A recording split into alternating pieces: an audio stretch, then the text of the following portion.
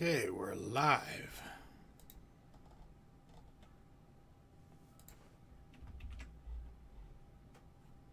And nobody.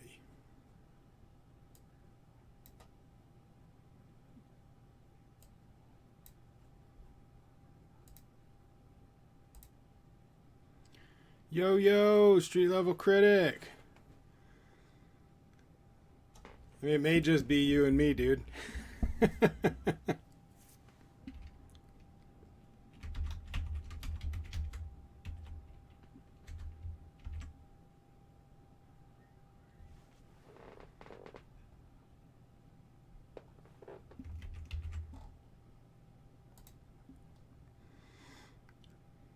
I'm posting on the social media right now.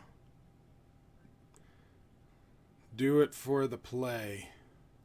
Oh, do it for the replay. Yeah, that's basically why I'm doing it. It's a good way of getting all of them in a limited time that I have. And then I can edit them out later. Ashwin, hey, how's it going?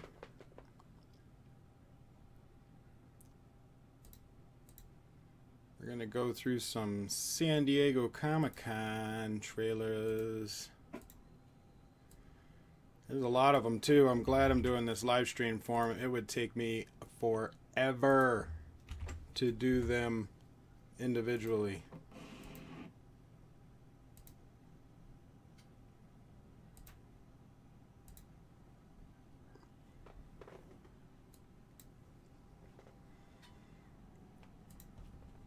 Sleep deprived?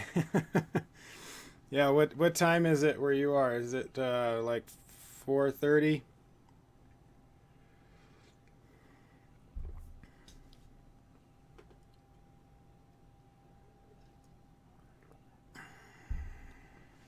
Hey, Joe. You can just about stay awake for the first one. It took Street Level Critic about 6 hours to do the reactions. I think it would take me a bit longer since I end up doing longer videos, but yeah, 4:30 in the morning, Ashwin. That's pretty awesome. For those of you that don't know who Joe is, he's also another YouTuber, and he had invited me to join it's like the Stardust YouTube reviewer group. And so we've been chatting on that Facebook group for a bit. It's a fun place. I like it. Good people. So thanks for the invite, Joe.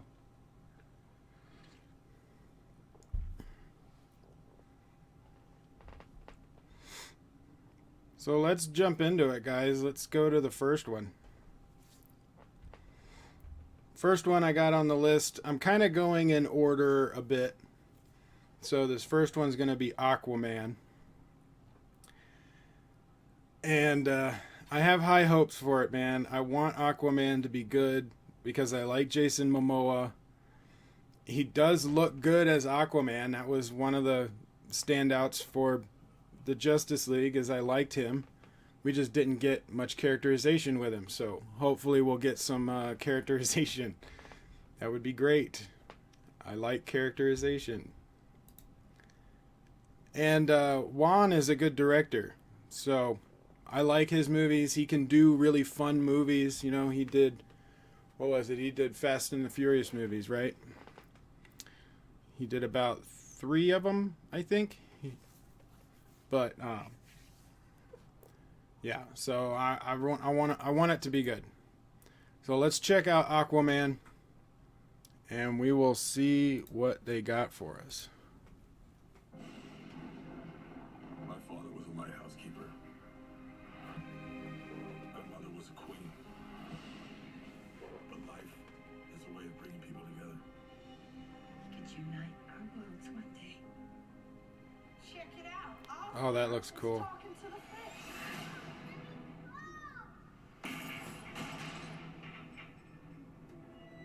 Oh, the shark didn't like that. It's kind of a Harry Potter scene right there.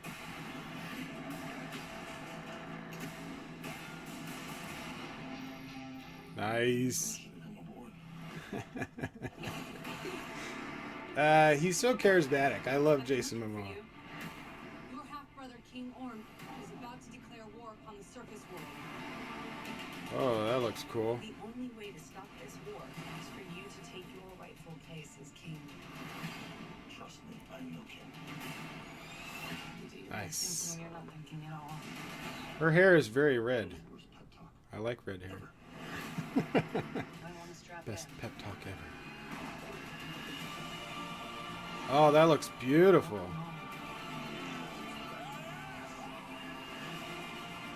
That looks really nice. I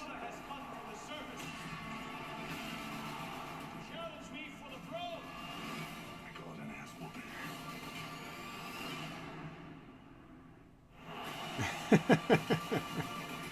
I'm no leader. I came because I have no choice. I came to save my home and the people that I love. Her hair is very, very red. Because you're of two different worlds. That is exactly why you are worthy. That was awesome. Black Manta, we saw Black Manta. The war is coming to the surface. Look at that. And I'm bringing the wrath of the seven seas with me. It's gonna be action-packed, that's for sure. Wow, some of those underwater battles look awesome.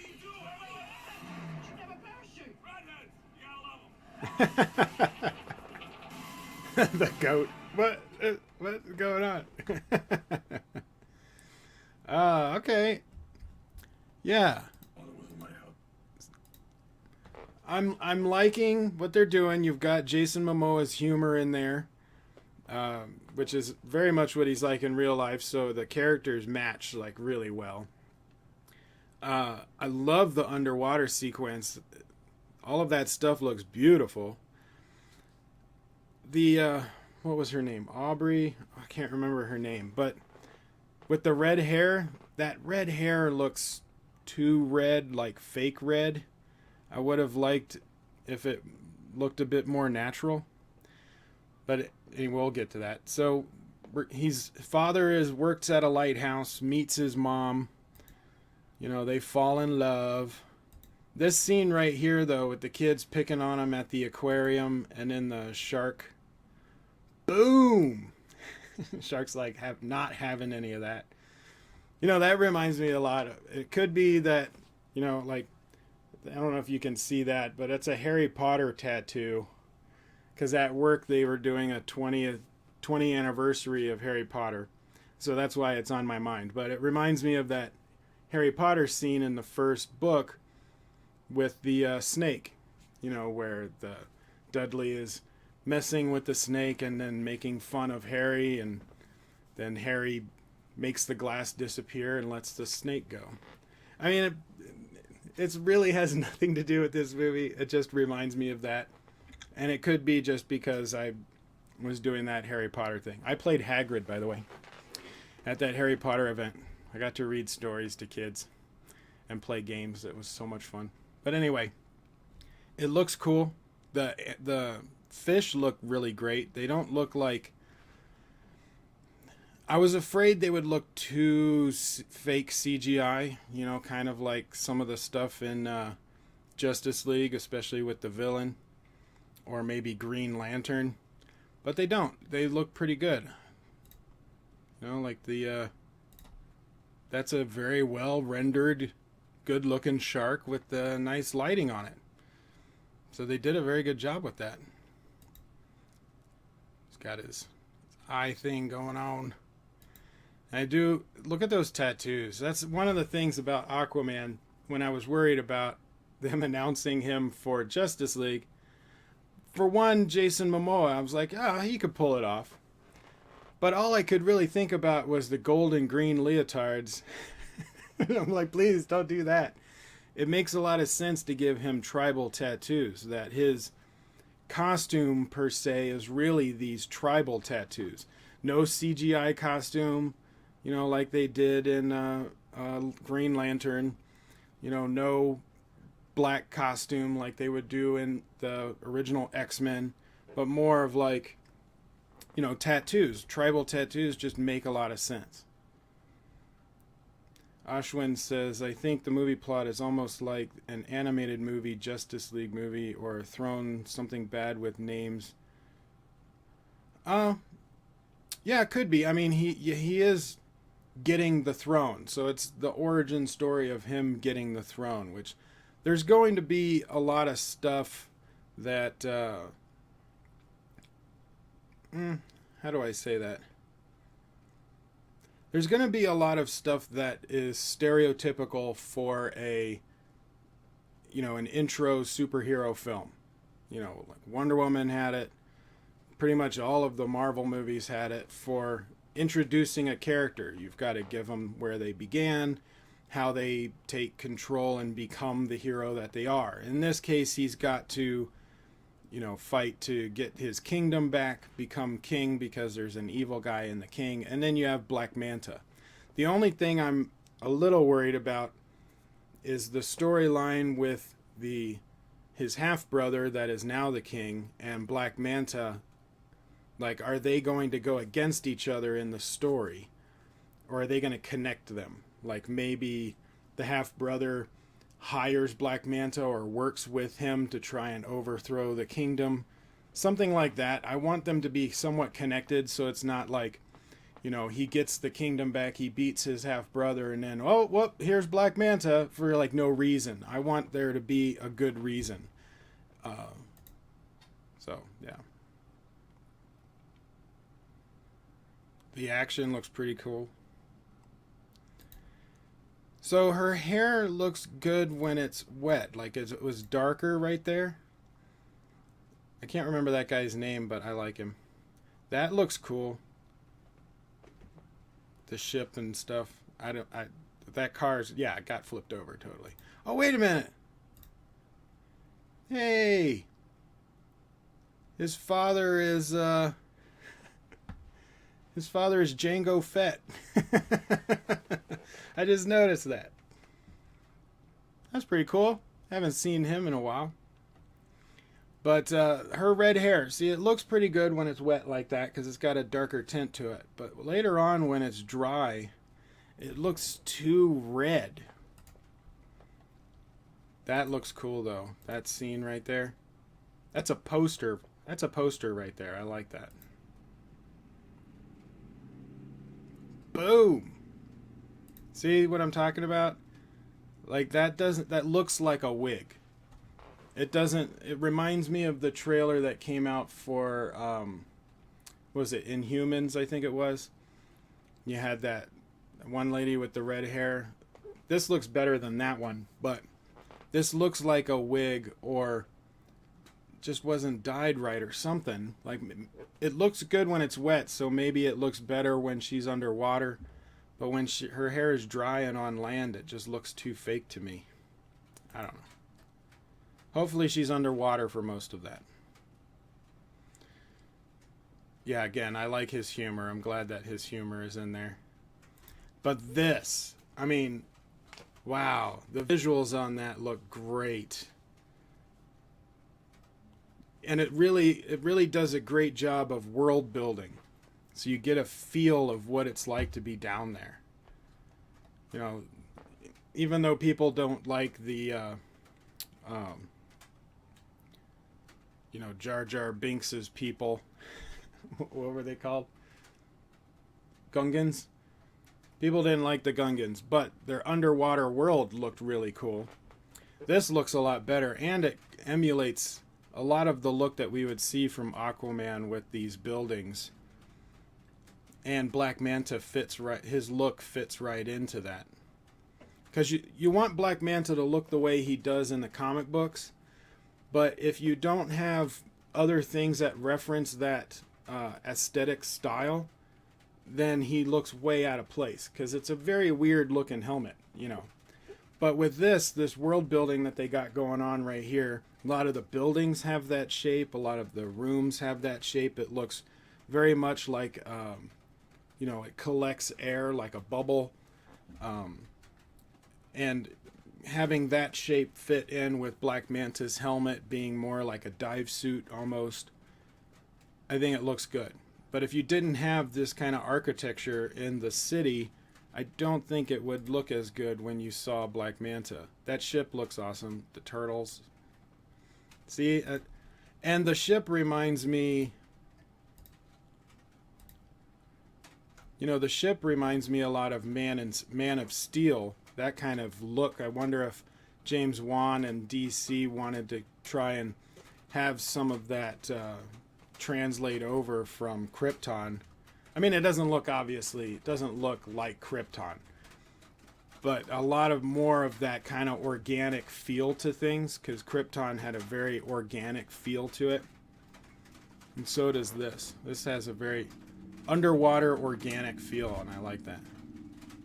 James Wan, you might be hearing little crinkles. It's raining right now, and it's hitting my air conditioner. So if you hear that, that's what that is. I guess they got a battle, so we're going to have a cool fight sequence. Now, this one right here, you know, it's a different place. It's underground. There's lava. I think this is kind of like the end battle, or maybe the battle that where he ends up taking the throne. Or at least maybe he kills him at the end. He gets... Here we go. Maybe he gets the throne during this battle, you know, beats him publicly, embarrasses him, and then he gets the throne. And then later, near the end of the movie, he fights him here, which looks like it's a temple. It's under, you know, it's in a volcano of some kind, so there's lava everywhere. Magma, sorry, it's not lava yet. But all this magma and stuff, he's probably kills him in this scene, and this probably takes place at the end of the movie. So I'm guessing Black Manta is not going to be the main villain. His half-brother is, and Black Manta is kind of the, I wouldn't say a side villain, but a main villain that works with him. But the big battle is going to be with the half-brother at the end, because they want to wrap the whole storyline around that getting the throne idea. So he's probably coming back to overthrow him to get his throne back.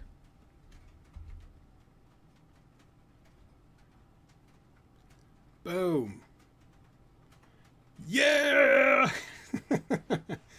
I'm glad they're releasing it in December and not trying to do a summer release.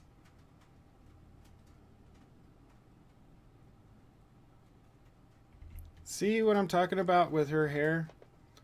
I keep forgetting her name. What's her name, guys? Anyway, it looks like a wig or very bad coloring job.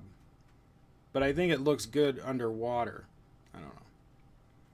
Nicole Kidman looks good, though. She looks great as the Queen. That looks awesome. That was Black Manta. It is a dive suit. These fish people look awesome. I wonder who they are. I didn't read a lot of Aquaman comics growing up. I read mostly the crossovers. So I'm not quite sure who they are, but I like their look. The design of their stuff, the armor, that trident looks really cool. I love the blue and gold. See, her hair looks good.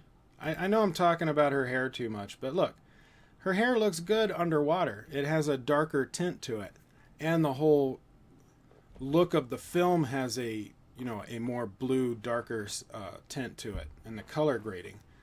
But her hair looks good down there. I don't know why I keep talking about her hair so much, but it bugs me. It looks good underwater. Ooh, yeah. Sharks and seahorses that you can ride. There's Black Manta. See, and it looks okay. I was worried he would look like a Power Rangers villain. And he doesn't. Like, he looks good there. He still kind of looks like a Power Rangers villain. However, like I said, with the mix of how they set up the world building and the architecture of stuff, it looks alright. And they'll probably explain more about the suit once we get in the movie. But those big eyes, boom!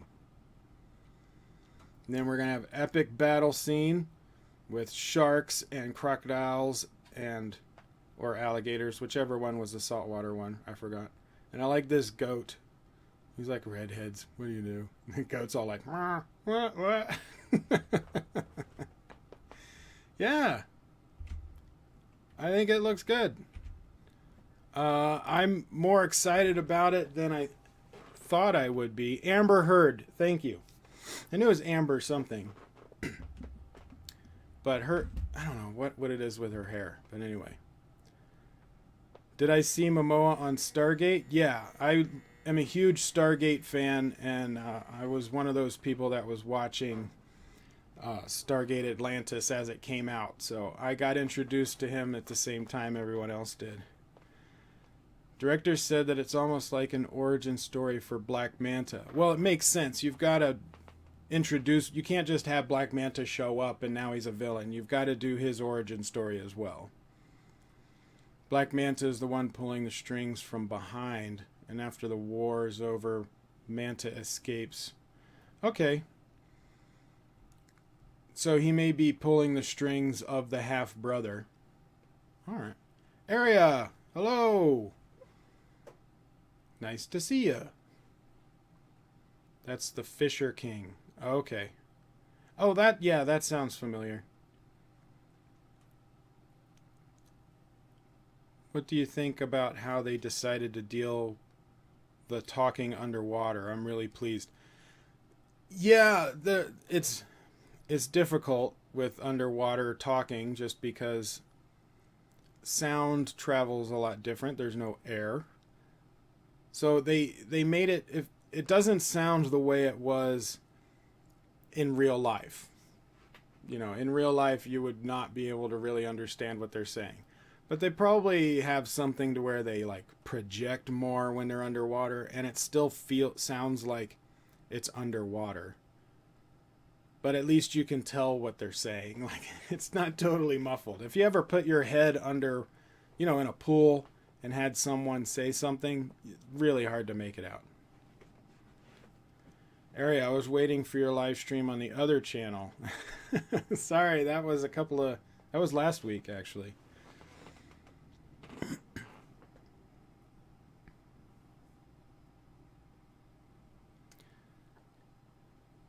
I think they had to choose a way to do it. Imagine bubbles coming out of their mouths the whole time. Yeah, that would be distracting. However, there wouldn't be bubbles. You know, if they breathe underwater, they're going to have gills, or water is going to be being processed into oxygen inside their lungs. So there's not going to be any air in there. So it really wouldn't make sense for bubbles to be coming out of their mouth, because then I would wonder where they keep getting all this air. So it's got to be a filtration system just like a fish has, and the lungs are full of water, so there wouldn't be any bubbles. At least that's what I would hope. I'm glad there isn't. We need to talk about Stargate at some point. Very few fans in my circle. Oh, well, absolutely, Joe. I know a lot about Stargate. I've seen them all, including the not great movies, but I still love them. So get some sleep. And I will be doing SHAZAM tonight, so you can check out that later.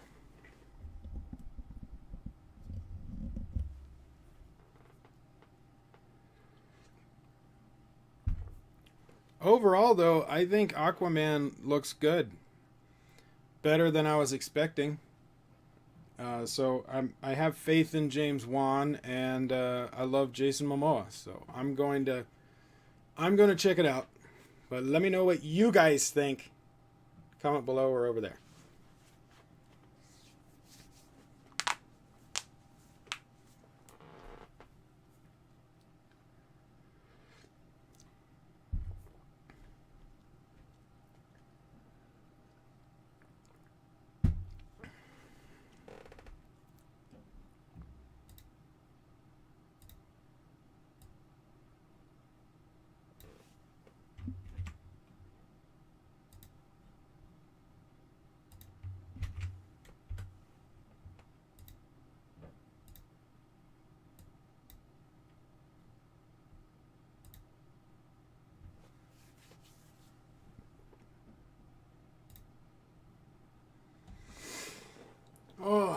So how's everybody doing tonight?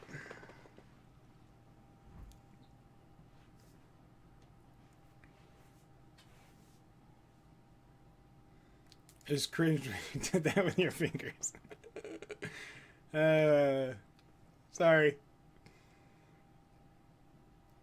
I crack my knuckles. It's got a lot of potential, and Momoa fangirl's gonna line up to watch. Yeah, I'm sure. I'm not a fangirl, but I like him. I mean, he's done some good things, he's done some not so good things, but overall, I like him, and so I'll give him the benefit of the doubt. But James Wan is really, like, I think he looks good as Aquaman.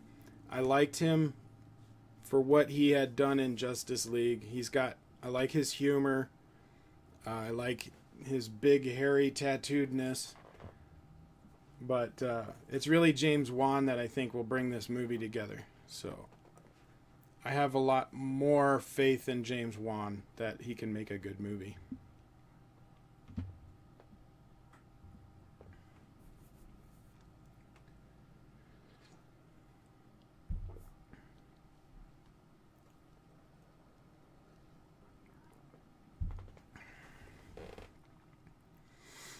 Alright, we got a lot of trailers to get through, so let's go move on to the next one.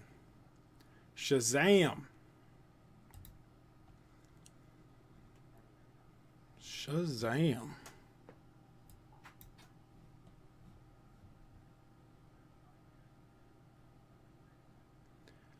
Ashwin, I already did one for Glass. I did that as an individual video before I realized how much was going to be coming out in San Diego Comic-Con. So if you want to see the Glass trailer reaction, it's already up there.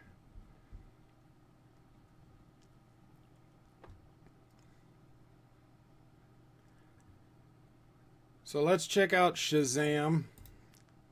This was another big one that came out in Comic-Con this weekend. I'm a little worried about this one, but we'll see what they got. I'm keeping my mind open. I'm keeping my mind open. Oh, I need sound. You've run from foster homes in 6 counties. I can take care of myself.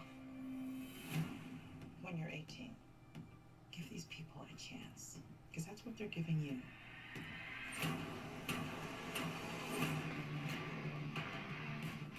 This is Billy Batson. Make sure you make him feel at home. They seem nice, but don't buy it. But don't It's buy real it. Game of Thrones around here. Dude, Just messing around. You look at me and you're like, why so dark? You're a disabled foster kid. You've got it all.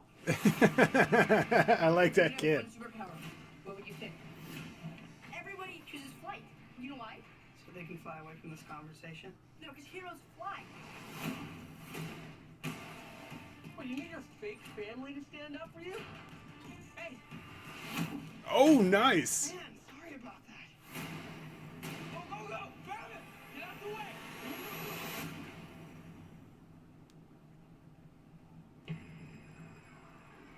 Billy Batson. I choose you as champion.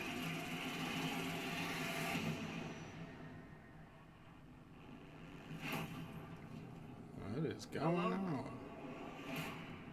Say my name so my powers may flow through you. But I don't know your name, sir. Shazam. Are you for real? Say, okay! Shazam? For real?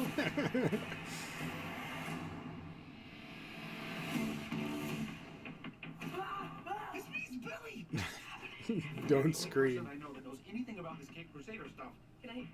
Oh, yeah. That's crazy, right? What are your superpowers? Superpowers, dude? I don't even know how to be in this thing. You have super strength. Can you fly? If I quit your realm, I still rock with Satan. If I quit this season, I still be the greatest. You okay? Why are you talking? Be on. Sit down. So it's going to be very much of a learning your powers. The hell? You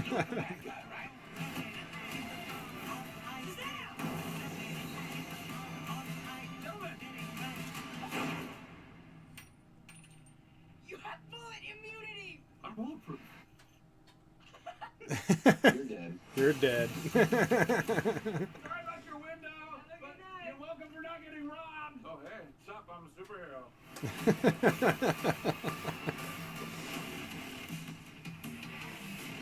Okay, I can get behind that.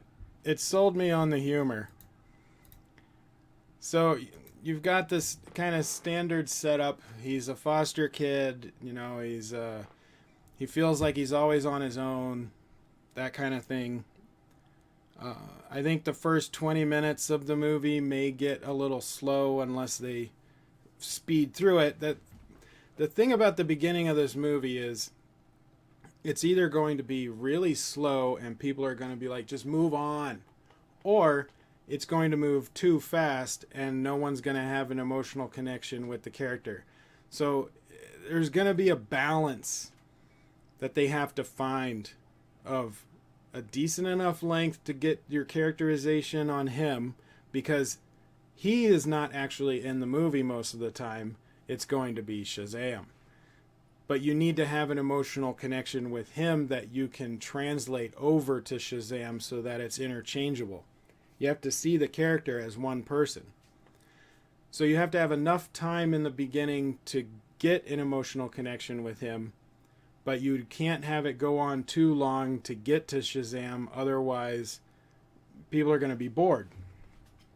So I'm kind of curious to find out what balance that they do in there, or how they try and keep people's attention through the beginning of that movie.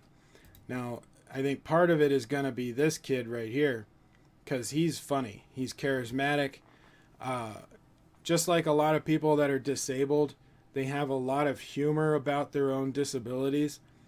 And so I like this kid a lot. I think he's going to be part of the reason why the first half hour or so of the show or the movie is going to be not be boring. You're going to be following pretty much, this kid's going to be your entertainment for that. I like him. So then you have the, you know, stereotypical bullies. He beats up the bullies to show that he's a good guy. And then, yeah, this whole thing with, I guess there's an old SHAZAM, and he wants him to take his power. Kind of reminds me of Indiana Jones and the Last Crusade, when they go in there and they find one of the Knights Templar. He's been there for like thousands of years and he can't die unless he hands it over, you know. So this guy, probably he can't die until he hands it over, and so he hands it over to this kid. That's what I'm guessing. Now the costume looks pretty much like it does in the comic book for the most part. A little cheesy, but it's supposed to.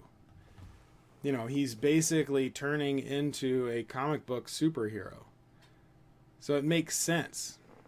But if he was like supposed to be a real superhero, you know, like a mutant or something like that, that wouldn't work. But when you have the fantasy element of him being a kid and then turning into this fantastical version of himself, it fits. Plus, it also fits the tone of all of the humor that they're doing. I do like this next scene where he's like, "Don't scream," and he screams from the sign that says "Don't scream." But the rest of the movie is pretty much going to be like Big, you know, the Tom Hanks movie Big, where they're, you know, playing around with the fact that he's an adult and learning his powers. A lot of humor going on with all of that. But you do have a villain. He just isn't going to pop up until much later. Oh, are you like a bad guy? Now, he has been... I can't remember his name. But I like him as an actor. He does good.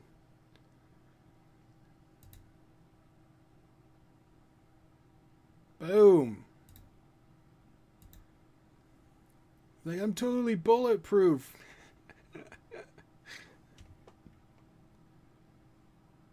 Said 240.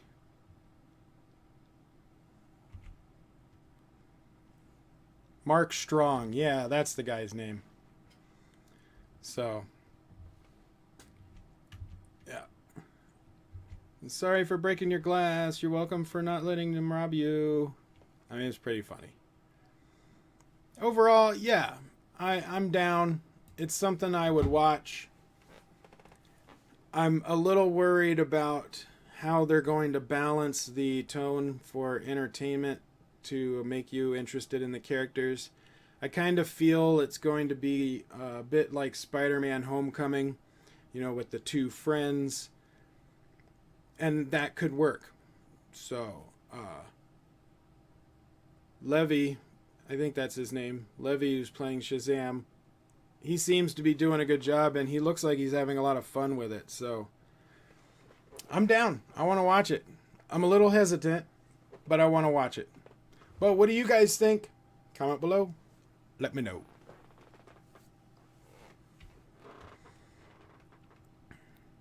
Did you notice that Foster Brother had an Aquaman shirt? Oh, no, I didn't notice it. That's a good one. Marvel is rubbing over a little too much, but fine. See, they got beer.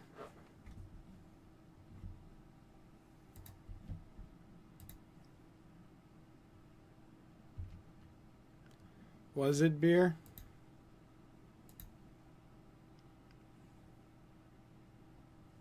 Why is it purple? Maybe. Looks like they're drinking energy drinks right there, though.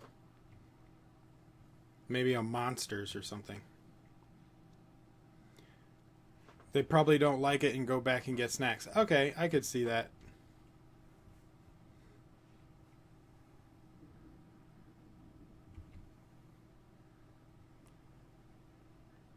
Shazam.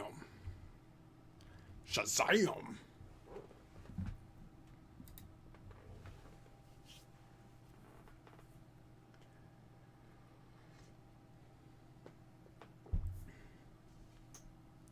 Yeah, it looks like it'd be a cute movie. On the plus side, it's a much different tone from the other DC movies, and they kind of need that. They need a movie that has a lighter tone, and Wonder Woman had some of that. You know, especially during her fish out of water moments, it had a much lighter tone to it. But this one feels like it's gonna go, you know, full on like Kick-Ass, but not the R rating version of Kick-Ass, but kind of like Kick-Ass mixed with Spider-Man Homecoming, that kind of thing. I think it looks cool. I want to see it.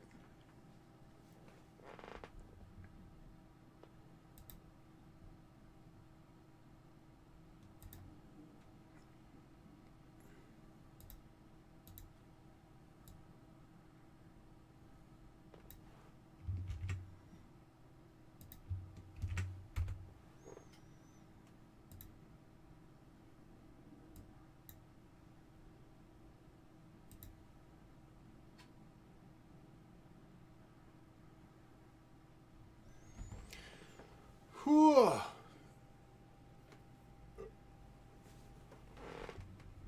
Whoa, whoa, whoa. Why am I yawning?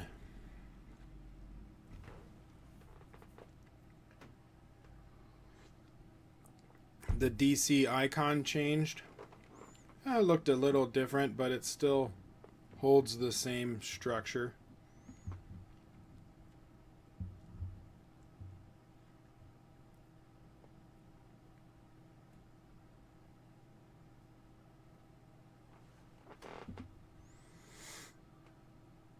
Alright, well, let's move on to the next one.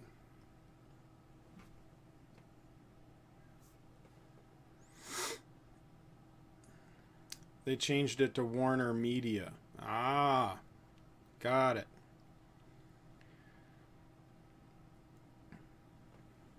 When did the merger happen? color scheme is so light. Yeah.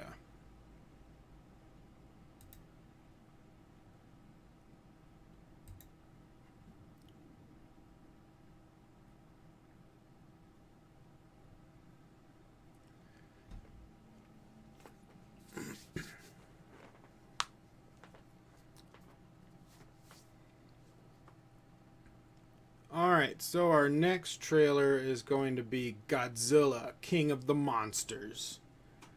I liked the Godzilla movie and Kong Skull Island. I don't think they're the best movies. They have their problems. But they were really fun. And Godzilla looked cool. So I enjoyed them for what they were. I want this to be good. And so I want to see it. Please be good. But let's see what they got for Godzilla, King of the Monsters. I really haven't seen too much except for that one poster with him facing up and he's got the beam coming out of his mouth. Our world is changing. Oh, hey. The mass extinction we feared Oh. has already begun, and we are the cause. I heard Mothra might be in this one. Infection. They kind of hinted at that in the last movie. Time to run! But like all living organisms, the Earth unleashed a fever to fight this infection. Its original and rightful rulers, the Titans. Huh. For thousands of years, these creatures have remained in hiding around the world. And now they're waking up. And Hey! all the Chimera. Titans are found, Or Chimera. Whatever one that so was. will we. The two-headed one. Only guarantee that life will carry on. That's Mothra.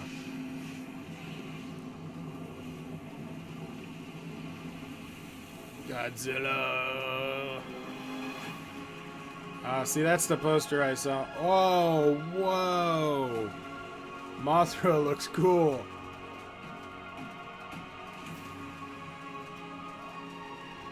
That's the pterodactyl one. I'm sorry, but this is the only way.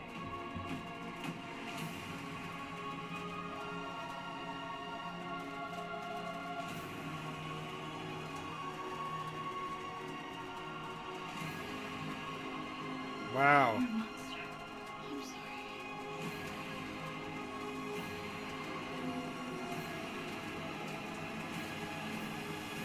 Oh, the three-headed one. Yeah, sorry. My bad. Long live the king.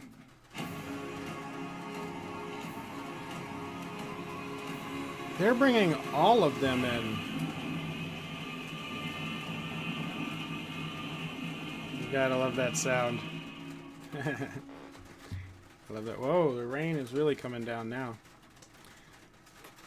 Yeah, the one of the things I'm worried about. See, at the end of Kong Skull Island, they showed the, they had the drawings or whatnot of all the different monsters. The three-headed one, I think his name is Chimera. I could be totally wrong on that. Mothra, the pterodactyl one. And I was like, oh, cool, so they're going to be setting them up in the future movies. Wasn't really expecting them to show all of them in this movie. And I'm a little worried that it's going to be too much. In that we're not going to... Do you know what I mean? Like, too many monsters all at one time. They're not going to get any kind of time with each other. And so you're not going to feel for them like you did with Godzilla. But Mothra, they all look great. The monsters look great. Mothra especially looks amazing. We have a lot of returning characters. The whole idea of the Titans, I like that idea. Pulling from Greek mythology. See, and that looks cool. The visuals look awesome, as usual. Mothra looks cool. but it's this part right. No, that's Godzilla. Oh, wait a minute. Hey, she's from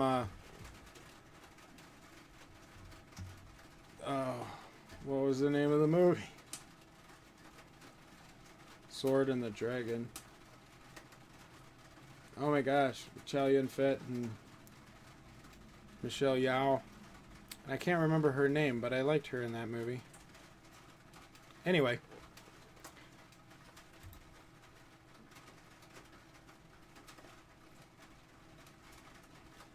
Boom. See, that looks cool. That, though. That looks epic. Wham. I'm impressed with Mothra. Looks a lot cooler than I was expecting. I like Mothra.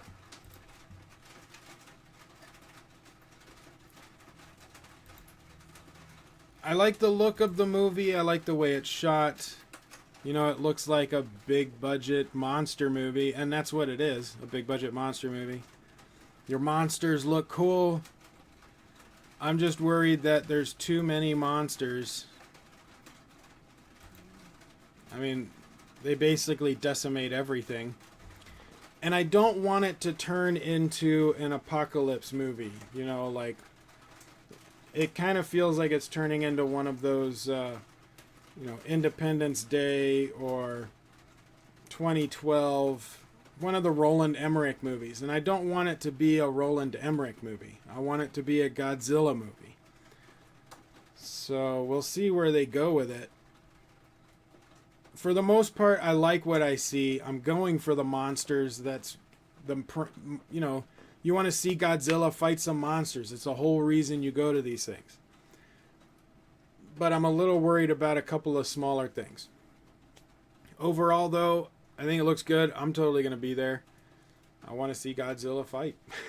So, and I want them to do well so that they end up doing the Godzilla versus King Kong movie. I want that. I want that a lot. I like daytime action. I like how they hide. I like how they hide everything so much in these Godzilla movies. Yeah, they are hiding a lot. But they also are giving away a lot. Like, I would have preferred they didn't give away all of the monsters that were going to be in it. Like, just show Mothra. You know, because Mothra looks cool enough as it is. And then let the other two be surprises. Don't need to have them all in the trailer. And then, like, this scene right here at the end of the trailer, that's near the end of the movie. I mean, they're kind of giving away a little too much of the movie in the trailer. But again, it's a monster movie. You kind of know what's going to happen. There's not going to be a lot of surprises. You're hitting these beats and you get to have some fun watching big cool monsters fight each other. It's the whole point. So I'm not mad. I understand it because you need to sell the monsters. But at the same time, I don't want the movie to be a paint by numbers. I want there to be something in there that makes it a bit different. Skull Island, they had a lot of stuff in the day, which I like. What I liked about Skull Island is it took place in the 70s. And I liked that they did that. It wasn't a present day movie. They, you know, they had pre-planned kind of where everything lies in the timeline. So you gave Kong enough time to kind of grow to the size that Godzilla would be. And I liked the fact it took place in the 70s. It looked like the 70s. It was kind of cool area. I've actually never seen any Godzilla movies. Well, it's not surprising. I mean, it's not like Star Wars. The only movie I would say don't watch is the one from the 90s that has Matthew Broderick in it. Because that's not a Godzilla movie. It's called Godzilla. That's not a God. That's not Godzilla. That was basically Jurassic Park in the city. It wasn't good. It sucked. Go watch some of the Japanese ones, or watch the original. Well, I guess the original for the U.S. would have been the 1954. I think it was 1954 that had Roddenberry or Bradbury. Oh, what's his name? He played Perry Mason on TV. Anyway, he was Burr, Raymond Burr, I think. He was in the original. Well, there was another Godzilla movie before that in Japan, but for Americans, that's the original Godzilla movie. See that one, or see the one that came out before this. I mean, if you want more context on this movie, I would say watch the Godzilla and Kong Skull Island, since they play right into this. And they do have... What I liked about those two movies is they had a self-contained storyline, but they left enough nuggets in there that it can translate into future movies. But they didn't feel like they were setting up sequels. So... Oh, they're hiding graphics by making the action at night and in the dark. Yeah, and a lot of smoke. There's a lot of smoke. However, that shot with Godzilla...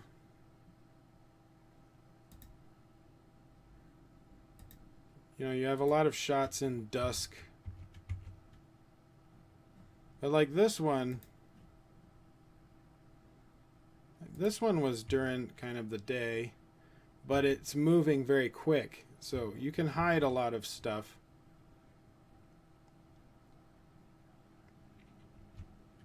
But the other Godzilla movie was at night also. I think it would look better at night. If you tried to do it during the day, you would have to have it be raining or something to give that ominous feel to it. But it wouldn't look as good, I don't think. I think you need to have it kind of darker in a color scheme for it to work. Like I think if they had it during the day and it was sunny outside, it would look cheesy. and I think they know that.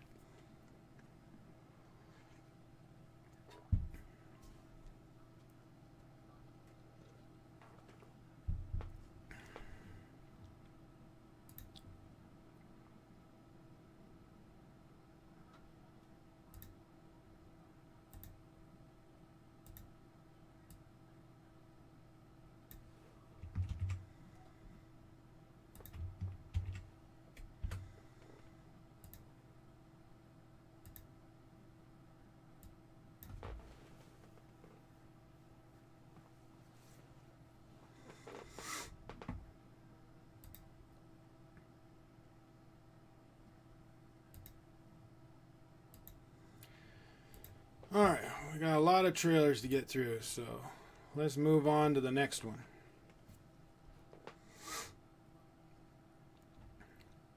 This next one we're going to do is Fantastic Beasts: The Crimes of Grindelwald. I liked Fantastic Beasts and Where to Find Them. One of the things that I like about it is that Rowling is writing them as movies instead of books. You know, you had the 7 books, and then when the movies came out, people compared them to the books, obviously, and didn't like them as much because the books are better. Instead of writing 5 new books and then turning them into movies, she just wrote the movies. I like it for a couple of reasons. One, you don't have people that like to push in your face that they read the book and that they know what's going on. You know, what if I just didn't want to read the book? But anyway, they can't do that because no one has read this yet. And it's total surprise to everybody that's watching the movies. It's kind of like the news, you know, the last season of Game of Thrones. The people that were book snobs about it, they couldn't say anything because they didn't even know. And there's nothing wrong with loving novels. I'm not saying that. I just hate it when people shove it in people's faces. Well, if you read the book, you'd already know. I'm like, I know that, dummy. I'm just saying, I didn't read the book, so I don't know it. No need to, like, get all snobby with me. So anyway, the only other concern I have, really, for this movie is Johnny Depp as Grindelwald. I like Johnny Depp, but the past few years he's been a bit off.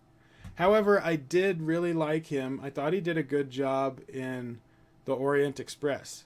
He played the character pretty straight, and he did a good job with it. So maybe he will do that with this. I just don't want him to be, you know, Captain Jack Sparrow with Grindelwald makeup on. I want him to be a good character. So maybe we'll get some more of that in this and actually hear him talk and maybe do something. But I love Jude Law as Dumbledore. I think that's a perfect choice. You know, to me, him as Dumbledore is just as perfect as Ewan McGregor as Obi-Wan. Like, it fits. It just fits. So, let's see what they got.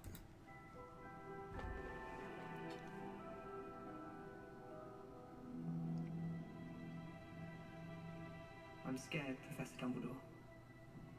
Everyone is scared of something. Ridiculous! Newt, you're up next. Oh, we get to see him when he's younger. An unusual one. What Mr. Scamander fears above everything else is... Having to work in an office, sir. Go ahead, Newt. Smart boy. Ridiculous. That is a smart boy. Everyone should fear that. I've worked in offices. Blooms. Only in rare souls. Still we must skulk in shadows. Johnny Depp sounds pretty good.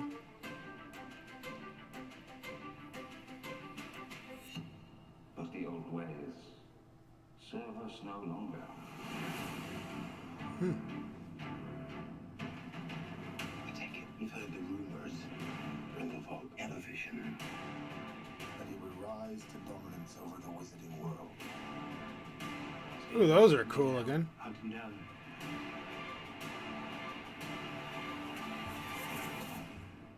I can't move against Grindelwald. It has to be you. In your shoes, I'd probably refuse to. It's late. Good evening, Ned. Oh, come on. Oh, come on. You underestimate your talents, Mr. Scamander. I mean, it looks fantastical. Is the key to our victory.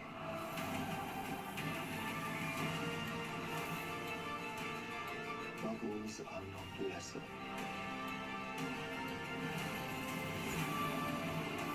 Not disposable.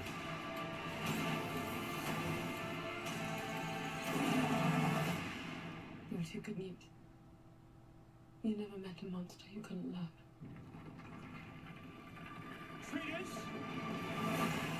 Hey. Why is the Flash in there? Mr. Scamander. Do you think Dumbledore will mourn for you? Hey, are they fighting in the same room that they did in the 5th book?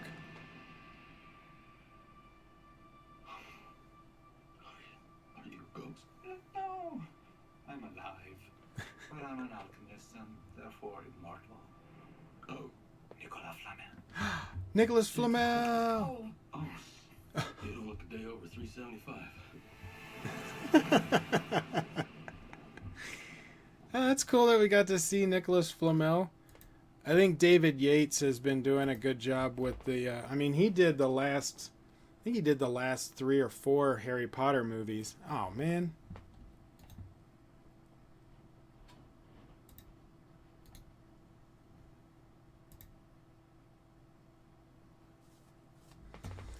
Arya says, I'm really not a fan of Johnny Depp. I get that.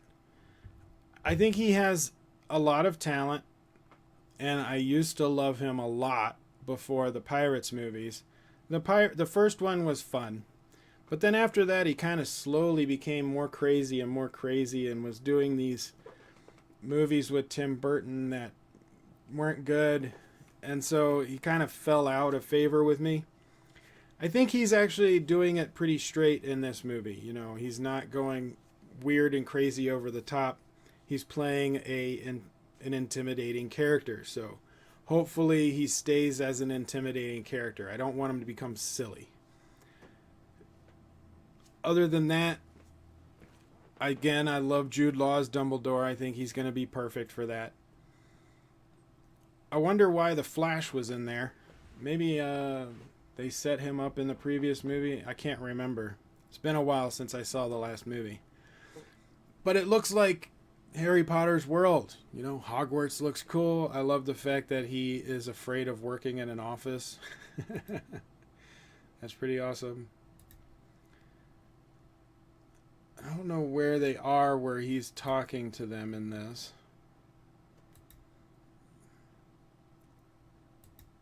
Those cat things look cool. I want one. They're cute.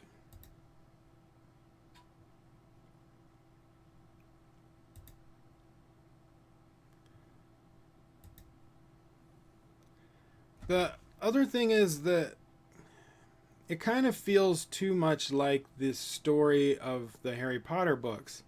I mean, even though Voldemort's story is a bit different, but basically the same motivation to rule the wizarding world. Muggles are less than purebloods and that kind of thing. I don't want it to just be a rehash villain of Voldemort. I want Grindelwald to be something more, something different. So, oh yeah, that's right. Ezra Miller was in the first one. I'm remembering that now. I need to watch that one again because I don't think I've seen it since it was in theaters.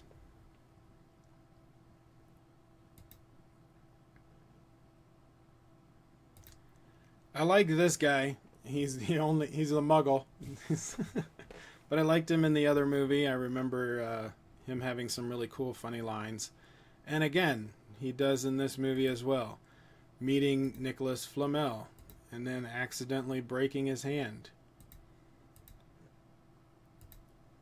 But I'm glad that they brought in Nicholas Flamel because he was a kind of a big part of Harry Potter, just in the background. So I'm interested to see his story, but it seems like it's just going to be a cameo, like a one-off. Maybe they get some information from him, but he's not going to be in the movie that much. Overall, I think it looks pretty fun. I wouldn't say it's going to be amazing. The beasts look great. You know, it does fit in with the whole Fantastic Beasts. So I think it'll be a fun movie, especially for people that like the Harry Potter universe. I'll probably enjoy it. I do think Grindelwald is going to end up being too much basically Voldemort repeat, even though it happened before Voldemort. And so I think that part of the storyline is going to be somewhat bland just because it's the same that we've seen over and over and over again. It's more of your heroes, the beasts, and meeting other characters that are in the world. So yeah, I want to see it, but I feel like there's going to be too many similarities with Grindelwald and Voldemort. But what do you think? Comment below. Let me know. We're over there.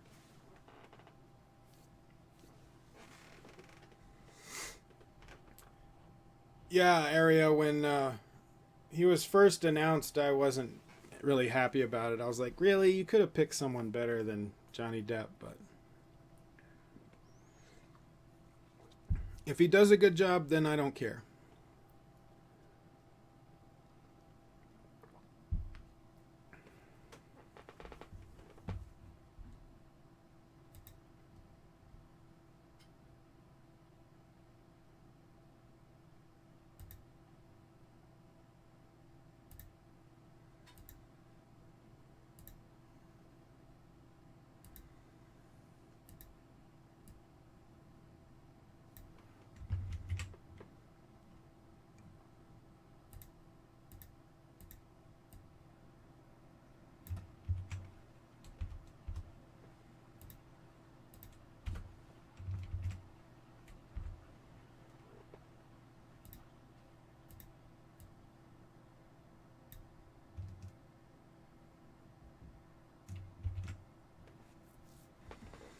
Almost seems like the Fantastic Beasts in the title has not much to do with the movie. Well, they have a lot of Fantastic Beasts in there, but it's kind of like Harry Potter. And the point, you know, all of the books in the movies have Harry Potter in it. He's the main character. But most of the stuff that happens in the movies happen around him. This movie is about Newt Scamander. But you're not going to call it Newt Scamander and the Crimes of Grindelwald. So you call it Fantastic Beasts. It just sounds better. That's what I would say. But the movie is going... I mean, the series is going to be about Newt Scamander and everything that happens around him. Just like how it happened with Harry Potter.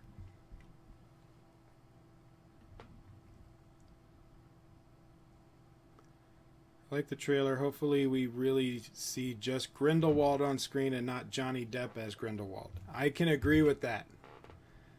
And I know exactly what you mean.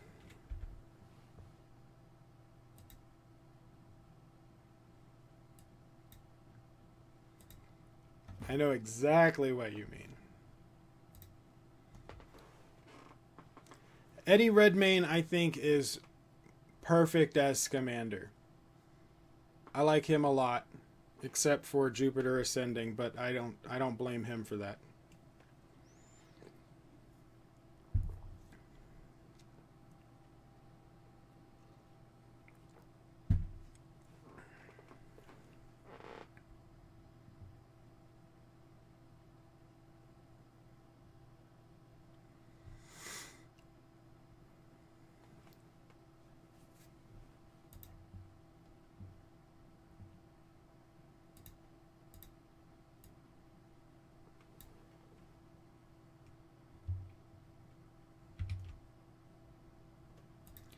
Did I see Black Death?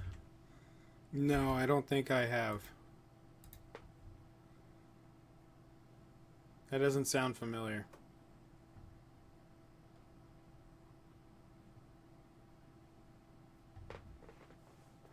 Is that a movie or a show?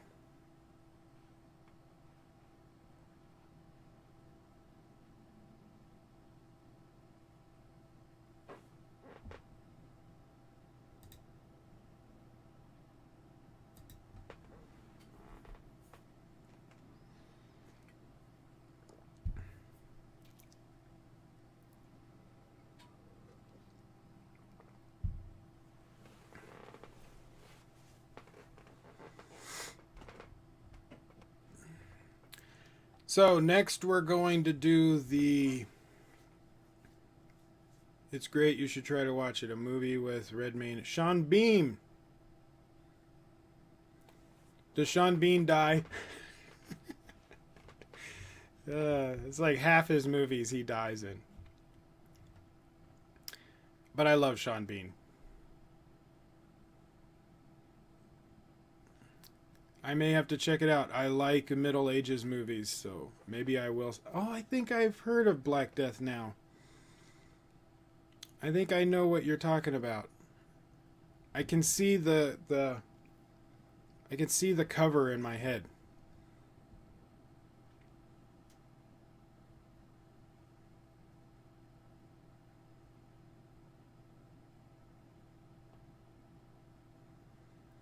There's also Carice Van Houten. Are you a fan?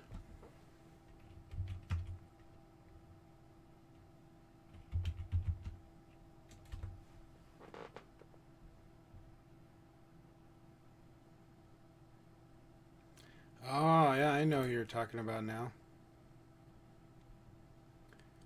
She is beautiful.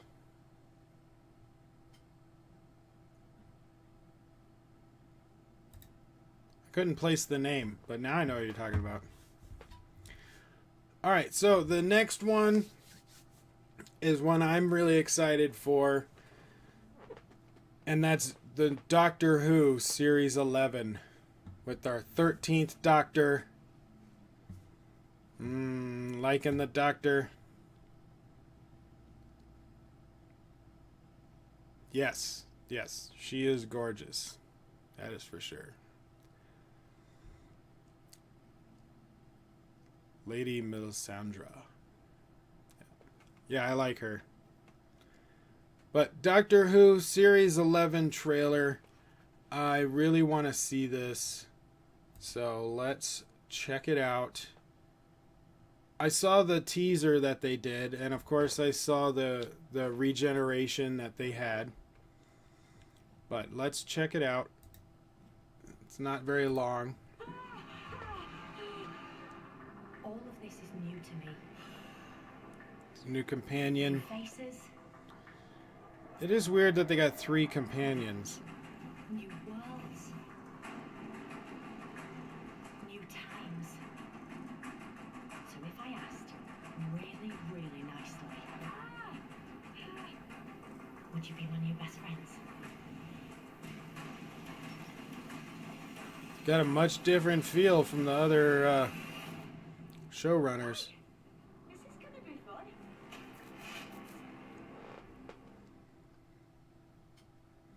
Yeah, it's got a much different, Really, really nice. you know, much different look than some of the other, because they got a new showrunner, and so they basically changed everything. I do find it weird that we have 3 companions. Now, with Matt Smith, you had the 2 companions. You had Amy Pond and Rory, and I loved their storylines. Probably one of my favorite out of the Doctor Who series was Amy Pond and Rory. But why a 3rd companion? Why do you need 4 people? I'm wondering. I don't know. It seems like a lot of characters to fit. Because for a long time they only had 2, and then for a little bit you had 3, and you would have some kind of crossovers, but not 4 all the time. So I'm a little curious about that. Slightly worried that there's not going to be enough characterization. You're not going to get attached to the companions as deeply as you would with like Rose or Amy. So I'm a little concerned about that. And they only have 10 episodes, so they're not going to have that long to get you attached to these characters. But the Doctor looks great. The cinematography for the areas, the way everything is filmed, it looks really good. A lot of wide shots. A lot of location settings, time periods. It's Doctor Who. I'm gonna love Doctor Who. So I'm down. I can't wait for it. I mean, if anything, this just helped me get me not too more excited. I'm already excited for the show, but it reinforced some of my thinking to where I'm like, okay, it's going to look good. She's going to be a good doctor. I'm a little concerned about 3 companions. So we'll see. We'll see what they do, but I'm excited. I can't wait for the show. But what do you guys think? Comment below. Let me know. Aria has never seen Doctor Who. I'm totally judging you. You can say don't judge, but judged. You are judged. Disappointment in my eyes. Yeah, she was in Broadchurch. She is a good actress. Clone Wars. I can't do Clone Wars because I saw the reveal during the... I was watching the panel. I was watching the Clone Wars panel, and then they had it. So I was just as surprised as everybody else. So I can't really do a reaction for it, and it's not very long, so there's not much for me to talk about. Just that I'm really excited that they're going to have... How many are they doing? Are they doing 10 more episodes or something? 12? Something like that? So, yeah, I'm glad that they're not just doing a one-off to cap off, to finish some storyline or a movie. I'm glad they're getting an entire season 7 because the stuff they got to do with Mandalore and getting Darth Maul up in the ranks. Like, there's a lot of stuff that they've got to finalize for that last season. But I think they had 2 more seasons planned when they got canceled. And so they got to kind of cram those 2. There's not going to be any filler episodes, that's for sure. That Clone Wars season 7 is going to be packed. Like, they are not going to be wasting any time. That's going to be pretty cool. Yes, I am going to be checking out Disenchantment and the Titans trailer. That is on my list here of some of the ones I wanted to check out. It looks like a good series. I just never got the occasion to watch. Well, if you do watch it, you don't have to go back as far as the old Doctors from the 60s and 70s and 80s. But at least start with the current series. Start with season 1 with Eckhart, or Chris Eckhart as the Doctor.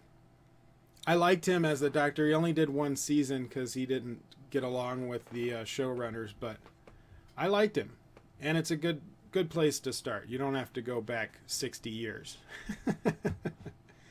You can go back 10. So, but there's not that many episodes per season. It's like 10 to 12, so it's not that bad.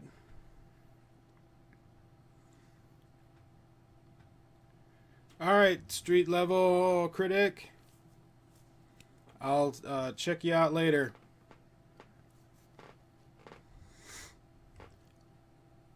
Area, if you lived over here, I would just sit you down and watch them with you. I'd make you see it. That, and it would be a good excuse for me to see them again.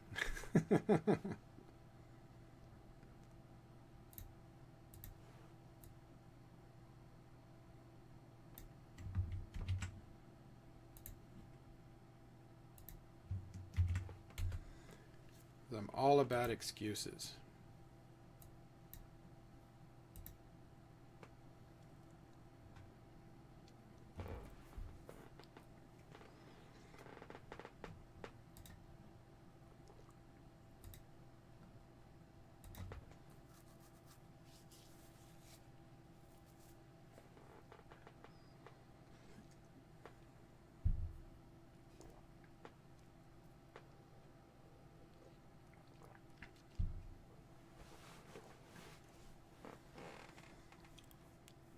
You will try to watch it soon. By soon, I mean this year. I mean, it would be good to get caught up. I don't know if you... Like, try... If you want to have a goal, because I think the show will end up starting in September. Because it's 10 episodes, so 2.5 months. And then they usually have a gap, and then they have a Christmas special every year. So when you're going through the shows, don't skip the Christmas specials. It's not really a part of the season per se, but they have one with between every season. So it would be good if you could get through the shows over the next few months, and then by the time you're almost done with them, you could kind of binge through season 11, the new season, and then be set up for the Christmas special. You know, if you want a goal, that would be a good goal. Just saying. You don't have to, but I might have to give you the disappointed eyes again.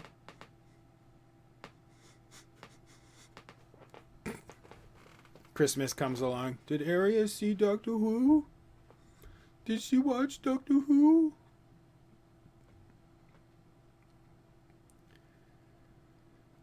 Alright, so this next one is Titans. This is going to be a part of the new DC Universe online, the DCUniverse.com streaming service, which I don't know. Everybody's got their own streaming service now, and we're not going to be able to pay for all of these things. You know, unless someone comes out that's kind of like a cable company that ends up condensing all of these paid services. Yeah, I don't know. Anyway, I don't know if I would want that either, but currently you're catching up on Vikings season 2. I got through the first half of the first season of Vikings, but I haven't watched anything else. I liked what I saw. I like that time period.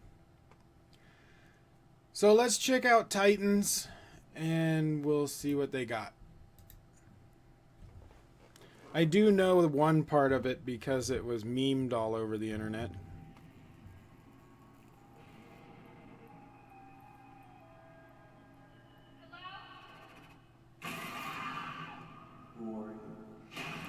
Flying Graysons. Everything led me here.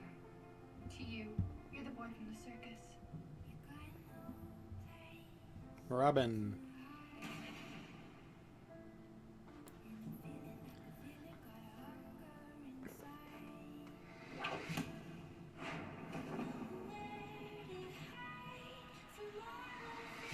Please, can you help me?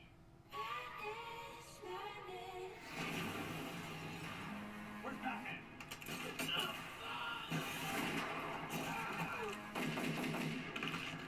Fuck Batman. That's the part that was memed everywhere. Inside of me. You're scared. I get it. But you can control it. She looks cool. I don't know what I've become. Become Nightwing. Sometimes when I feel the darkness, it feels good. I like her look. He looks a bit cheesy. My mom says there's no such thing as monsters. I used to think that. I was wrong.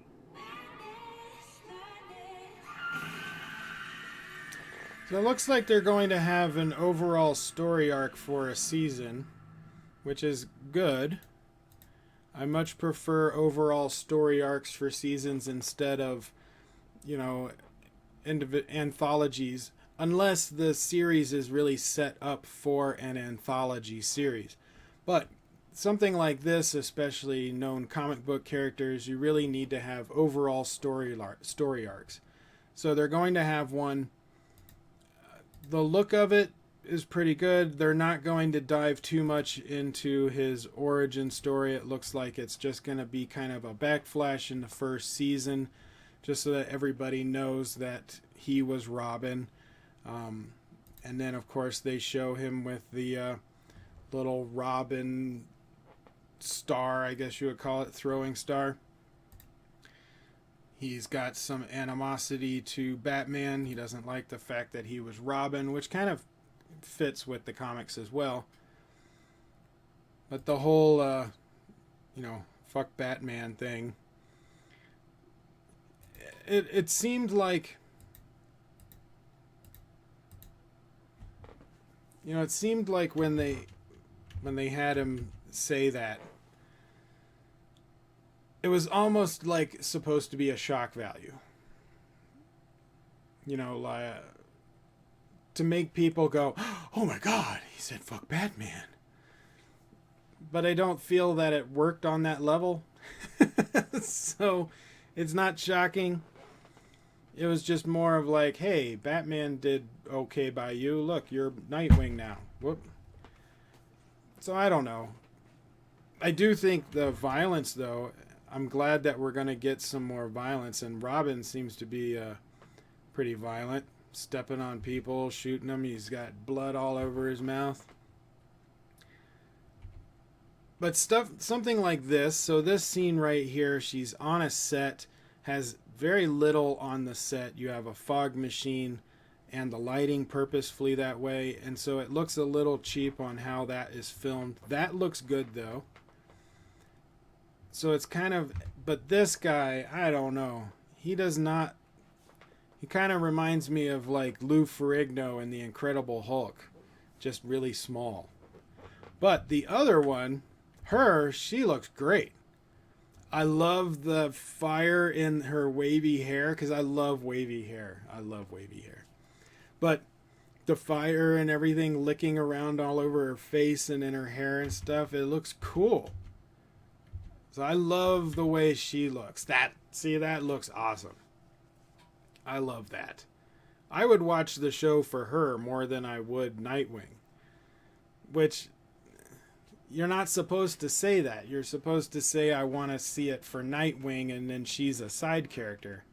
But she looks cooler to me than Nightwing does.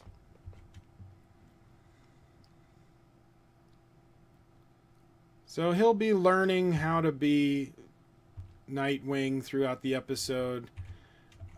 From what I can gather out of it, is that they're pretty much going to be setting up Nightwing's origin of... Not his origin. His origin is Robin, the Graysons, all of that stuff. But I mean, he probably had just broken off from Batman, because he still had the Robin star. So he hasn't quite moved over to being Nightwing yet. He hasn't gone solo. He just left, I think. The beginning of the season is probably going to be he had just left Batman. Maybe he was doing his own thing for about a year, but he hasn't taken on the mantle of another superhero yet. And so he's in that middle ground between Robin and Nightwing. And so this, I don't even know if they'll call him Nightwing in this. Maybe he'll come up with the name halfway through the season or something. Or maybe he'll just come up with it in the first episode where he's like, well, I was Robin before. I got to change my name to something. I'll be Nightwing. I don't know. I hope they call him Nightwing, though, at least some point. I don't want it to be this dragged out thing where he doesn't know what his name is. So it looks okay, especially for an online streaming service show, something that would be on Netflix or Amazon Prime. So for that, yes, not something I would go to a theater to watch. So they are really playing it for the media that they want to show it for. However, that being said, this is a show I would watch if it was on TV. NBC, CBS, ABC, maybe even a CW show. I don't know, whatever. If it was on a network and I could watch it for free, I would check out the show. However, I am not going to be paying a monthly fee to get onto DC Universe just to see this. This would not make me pay for DCUniverse.com. But I may end up seeing this because Young Justice is going to get me to pay for a DC Universe.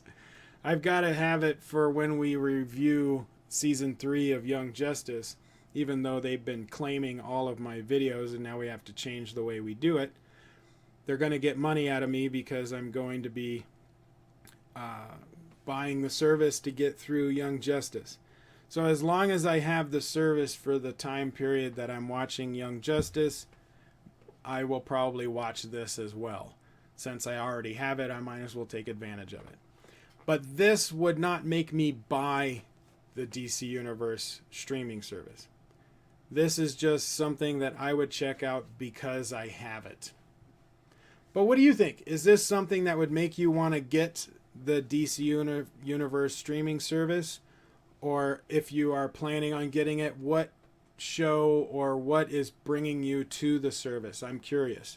And once you get in, is this something you're going to watch or are you going to skip it? I mean, once you have it, you might as well check it out, right? Comment below and let me know your thoughts.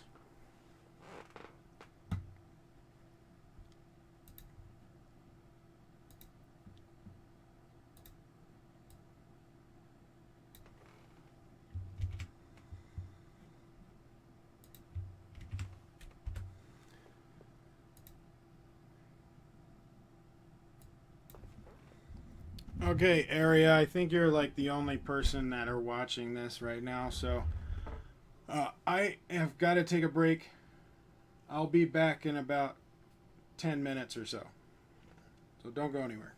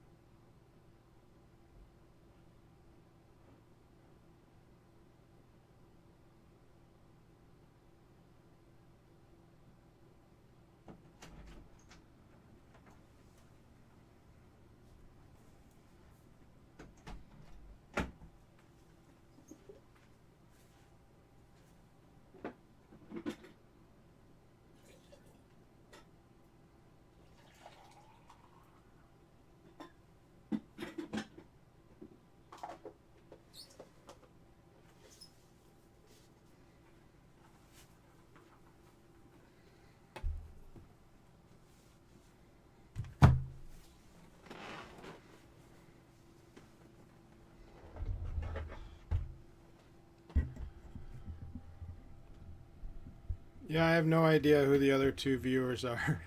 I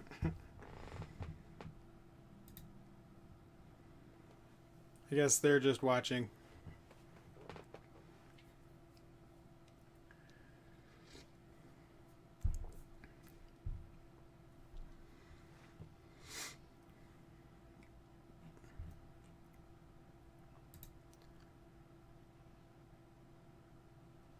All right. So, our next one is going to be Alita, Battle Angel. This one came out today. So it may not technically be a San Diego Comic-Con trailer, but it came out today, so I wanted to do it. I liked what I saw in the other trailer, or a teaser, I guess it was a trailer. It was long, either a long teaser or a trailer. But let's check it out. We'll see what they got. You told me the story of the war, when the ground shook and the sky burned. John Landau and James Cameron. Who awoke to a different world. Robert Rodriguez. Right on the roof. He looks good. But that's not the way it has to be. The world building looks great in this movie. Your very human brain is miraculously impaired. It's the loneliest feeling not to know who you are. In time you'll remember. That looks good. Very anime feel to it. And Harsh world down here. Fifth Element. Willing to do what it takes. Alita, run! She looks awesome.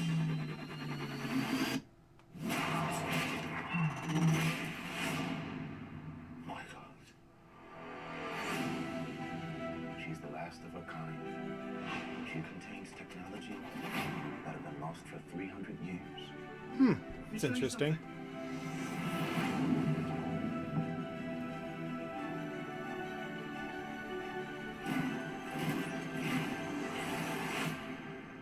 This body, I feel a connection to it. I can't explain. You know more about me than you're saying. Alita, some things have been left forgotten. I want to Yeah. find out for myself. The mystery. The natural order of things. I need you to destroy them. Alita, they will come for you. I'll have to face He's it cool. alone. He was in Deadpool. I liked him. Tonight is not a game. It is a hunt.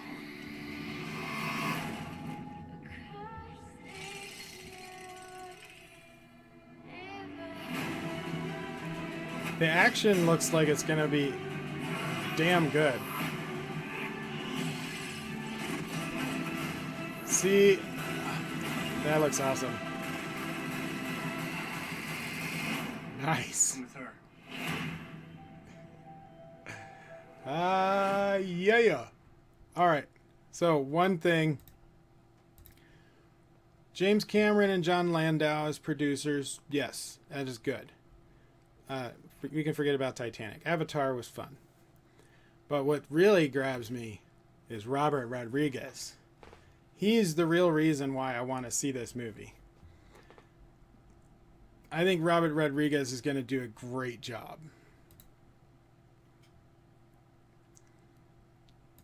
I like him. He was in Deadpool. He's got a good... He's a very nice guy when you see interviews with him, but he's got the face and the stature of a good villain. So I think he will do a good job. Some people were saying that they didn't like her eyes, because they were too big. But this movie feels like a live-action anime. And so it makes sense that her eyes would look a bit bigger. They're going along with that kind of aesthetic. Plus, she's a robot. She's not human. If you make her look human, then it can be a little bit confusing. I think it's better if you keep her looking a little bit fantastical, but still human enough that you can have an emotional attachment to her. But I want her to be an android, a feeling robot. I think she looks good. Plus, I really like him. Oh my god, I can't remember his name. From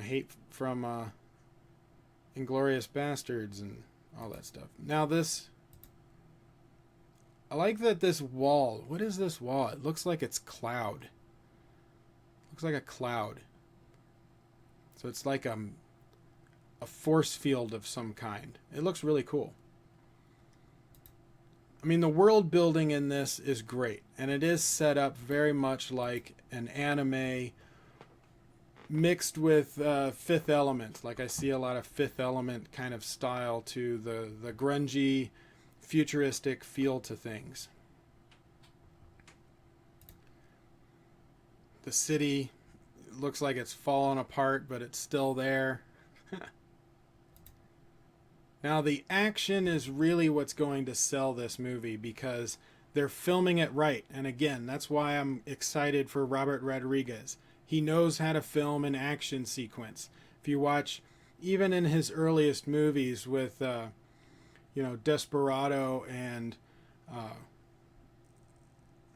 what was the one right before his first movie, El Mariachi. You know, he did that with like $7,000. But the action still always looked good because he does wide shots. He pulls the camera back. You get to see the sequence. You have longer cuts. You don't have shaky cam. Everything that I preach against, shaky cam, close-ups, and quick cuts, he does not do. So I'm going to be really excited to see what he does with the action. Like you can see right there, full... You have both people in screen from knee up. You know, all of the hits are happening in frame. Long cuts, long edits to it. Now, it helps that they're both CG characters, so you can do a lot more with that. But it still looks really good. Boom. The CGI looks great.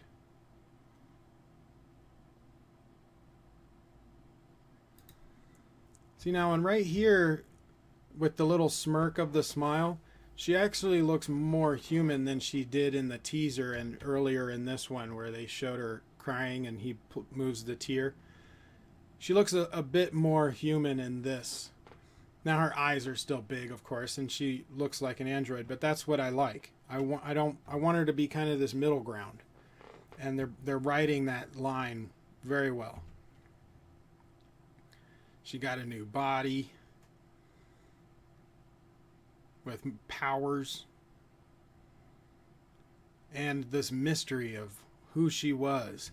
And I like the idea that she is a part of a technology that doesn't exist anymore. She's over 300 years old. What could it be that they did 300 years ago that they don't do anymore? That's this cool little mystery that you get to find out.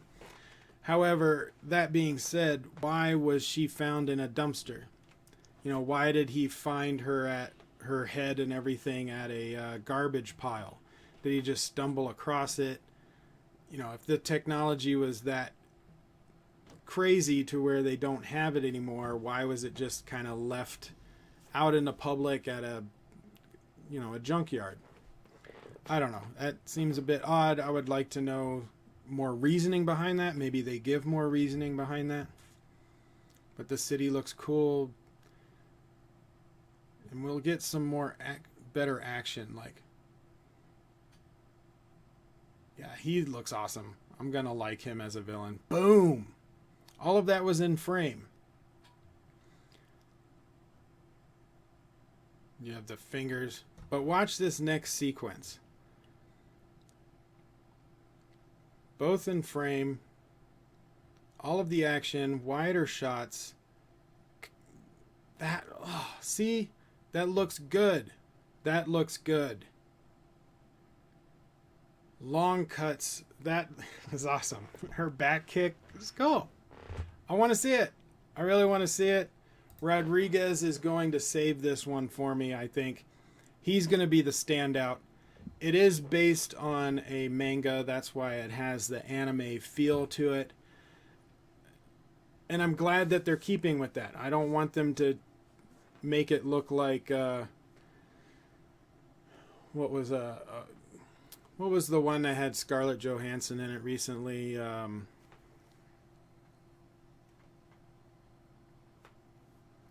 Anyway, I don't want it to look like that. So I want to see it, but let me know what you guys think. Comment below. Let me know. The story of Alita seems good. I didn't even know about that movie. I'm out of the loop. Yeah, Sin City was good. Robert Rodriguez does good movies. I like most of his movies. Christoph Waltz, thank you. Yes, I like Christoph Waltz. He was amazing in Inglourious Bastards.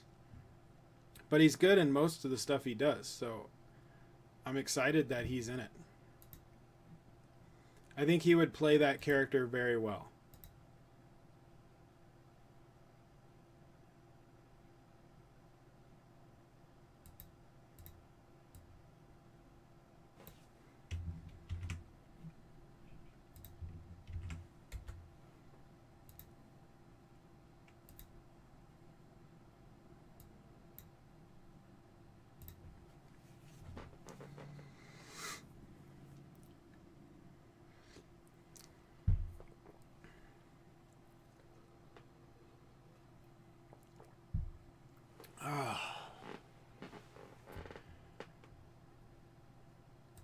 All right, area. Thank you for hanging out with me. This really means a lot since you're the only one left. And I'm not just talking to myself. It makes doing these reactions a bit better when I got someone to bounce ideas off of.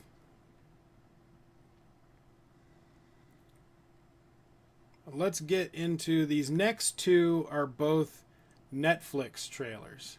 So this first one, I'm guessing these are both TV shows. But this Netflix one is called Disenchantment, and it's made by, I think, Groening, the guy who did The Simpsons. Yeah, Matt Groening. Simpsons and Futurama. So I got high hopes for it. I want it to be good. I want it to be Futurama level good. Because I like Futurama more than I like Simpsons. But let's check out Disenchantment and we'll see. I mean, if Netflix is giving him a lot of money, maybe he'll be able to do something good with it. Your presence is requested at the royal wedding of Prince Gisbert of Bentwood and Princess B. Do you take this man to be your husband? No! Oh God. This is a bad time to be coming down off of that high. That is so awesome. I want to be in charge of my own destiny. I want to see the outside world. I want to get rid of all the diseases plaguing mankind and replace them with worse ones. You're out of control. I don't even know what to yell at you. I'm not so bad. Well, you did kill that one guy. I'd be fine if someone could just slide my head up a bit. Isn't there a point in everyone's life where they need to go and figure out who they are? I'm a good butcher. This is a pet shop. Oh, I love the medieval fantasy feel because it's right up my alley. I've got a bad idea. What's bad about it? Oh, never mind. I see.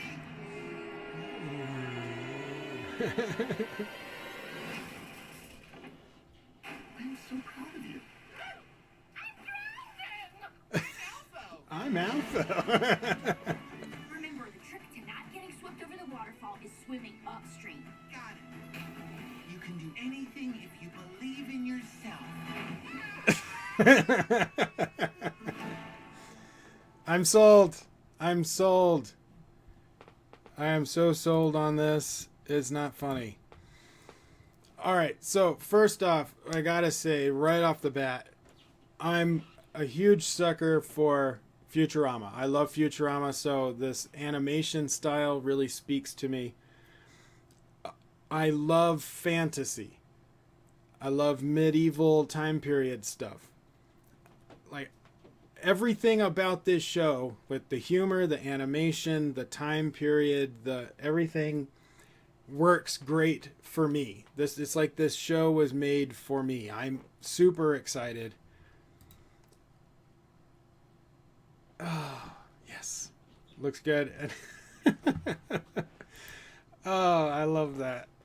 He's got a game of sword, or he's got a throne of swords, and kills himself on it. It's hilarious. That is so funny to me.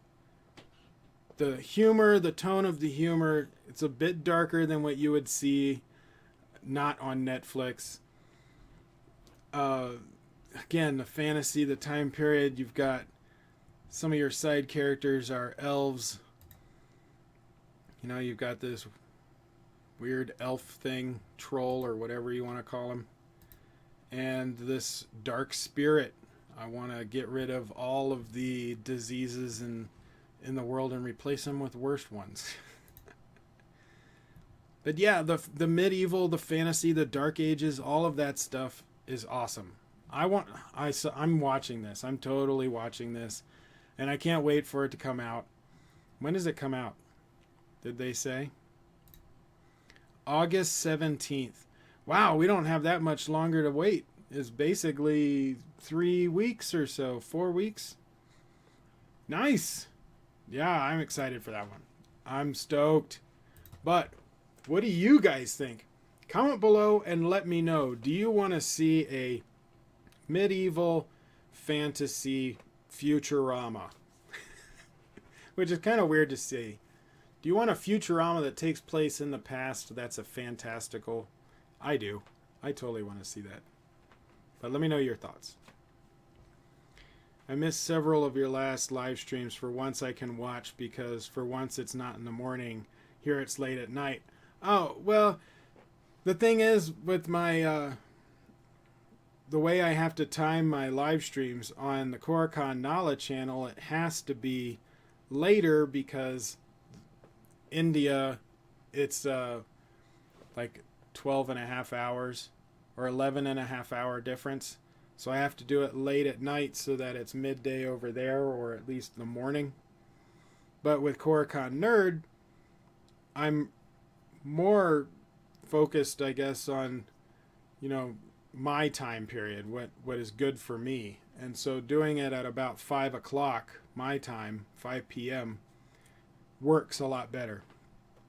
And so, yeah, I mean, you would be perfect for my Koricon Nerd live streams, which I don't do them too often just because I only have maybe one person watching because I don't have many subscribers. But I do love doing them, so that's why I do it. But I'm glad you were able to hang out with me on this one. This is great. If you weren't here, I would be talking to myself and just making videos. I love fantasy and medieval stuff. I'm not too sure this is really my type of humor, though. I'm quite difficult when it comes to humor, but it looks good. Well, at least try it out. I mean, if you got a Netflix account, might as well check out the first episode, right? I like the Futurama style of humor because I love Futurama. So I think for me it would work. Like I said, I think that show was made for my personality, basically.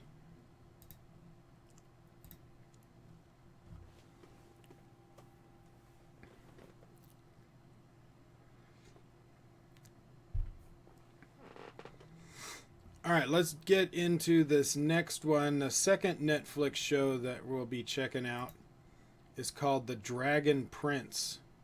This is just a teaser. But, yeah.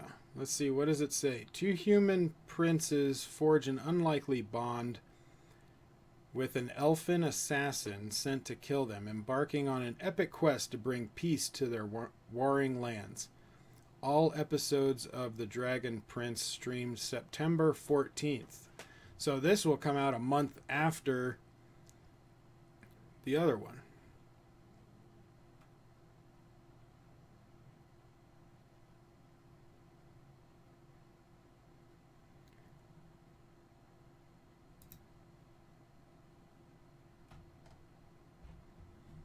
Okay, so let's check out the Dragon Prince and see what they got.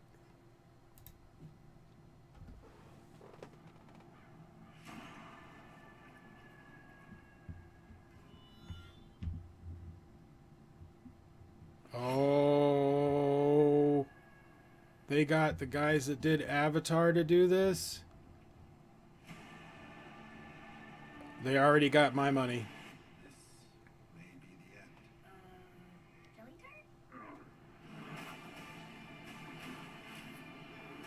Oh, this looks good.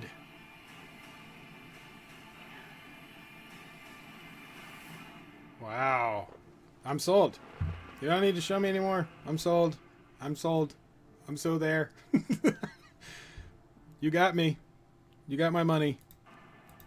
For one, you have the animation. It's not exactly like Avatar or Kara. This one is different a bit, but it's still reminiscent of Avatar and Kara. So I love that, but written by the guy who worked on Avatar.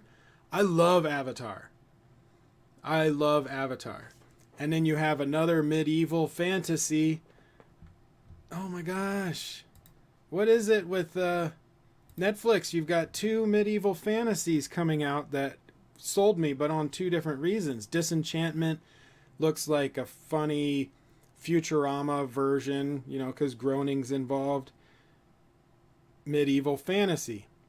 This, you brought back the guys from Avatar, The Last Airbender, and you're doing another fantasy. This is awesome. This is awesome. I don't need any more. Like, I don't even want to watch a trailer if they come out with a trailer. Head writer and director of Avatar The Last Airbender. That's all you need to do. If you just showed this and said, coming in September, I would watch it. But the animation, the humor, especially with the kid, the medieval fantasy aspects of it, and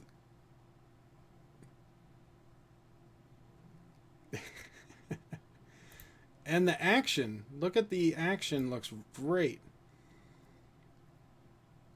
And it doesn't feel like it's an Avatar ripoff, like he's just recycling ideas. Oh, that looks cool. The Dragon Prince, yeah! All right, I'm stoked for this. I don't really have much more to add. I mean, it's a teaser. They didn't give us too much. But like it said in the description, the 2 princes, you got a war, it's medieval, you got the kid, you got cute animals, monsters. I'm there. Magic. It's all good. I'm sold. Totally sold. Don't need anything else. If a trailer comes out, I'm not watching it, because I'm just going to watch the show when it comes out in September. Disenchantment and this. Totally different tones and feels, but both fantasies, medieval type era. I'm watching it. But what do you guys think? Comment below. Let me know. What do you think, Area? What do you think of the Dragon Prince? Would you watch this before you saw Disenchantment? Since you love fantasy and medieval stuff. This one would have a different kind of humor. It would be more like Avatar. More than the kind of slapstick humor that Futurama would have in Disenchantment.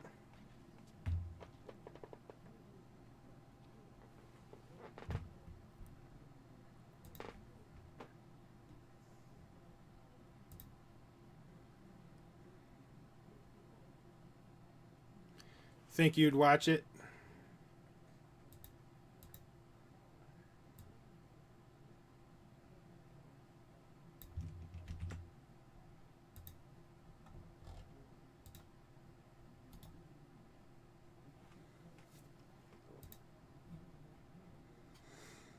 I am totally watching it. right up my alley.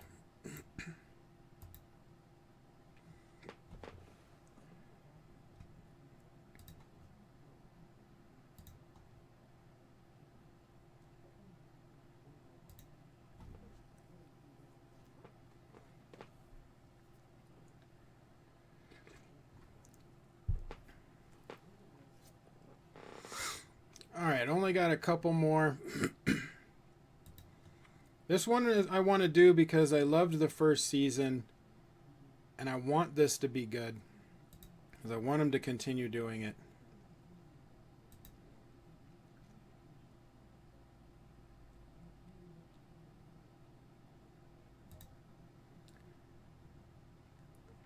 Alright, so this next one we're going to do is the Comic-Con trailer for the ORVILLE Season 2. Now, I liked the first season. It took me a few episodes to get into it, but I kind of just kept watching it because I like McFarlane and I wanted it to be good. I liked the idea of Star Trek with that kind of humor. It worked really good for me, so I want this to be good. I really want this to be good. Because I want the show to continue. I think it's a cool show. Am I going to do the CW trailers? I think there's one for there's one for Supergirl, Flash, and Arrow, and Legends of Tomorrow. I debated on whether or not to do them. The thing is, I'm not caught up on the seasons, and I'm afraid the trailers might give something away. And so I finished The Flash, but I'm not caught up. I think I have a few more episodes of Supergirl left, and I don't watch Legends of Tomorrow, and I don't think I've seen the current season of Arrow, or at least I saw a couple of them, but I wasn't going to do those trailers just because I'm not done with the episodes yet. I mean, I could do The Flash, I guess, but I don't know. I guess I'm not really that interested in doing the CW trailers because I don't watch those shows every week. I kind of binge them near the end of their seasons and just get caught up on them. And I don't want anything ruined for me. But I am going to check them out. I'm just not going to do a reaction for it on the live stream because I got this one and then 2 others I wanted to do, and then that's where I'm going to end it since we've been going on for 2 hours already. But let's check out the ORVILLE, and we'll see what they got for us. Get us out of here now.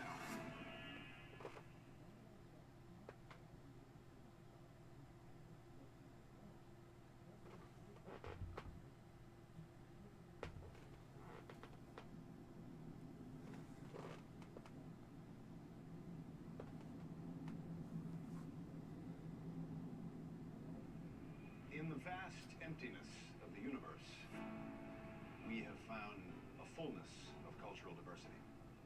And when a first contact unfolds, the cosmos becomes a living, breathing I feel a joke being set up. and we become a way for the universe to know itself. Wow, that was pretty good. Thanks, I plagiarized it like 9 different things. I'm receiving a distress signal.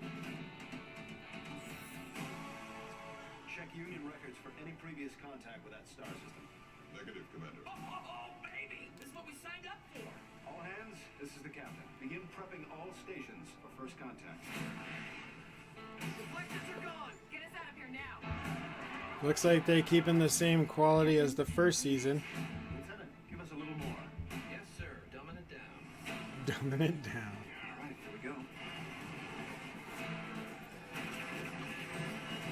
They may have increased a bit on the action, though. Man, this is bitch. We'll come back. You have my word. Mortis, Yay. I thought it might be fun to do like a joint party. Is this an order? No. Then I do not wish to have a joint party. Why not? I prefer my birthday to be my day. He's afraid he's gonna get less stuff. I am not afraid. Gordon, take a shuttle and find the captain. Aye, Commander.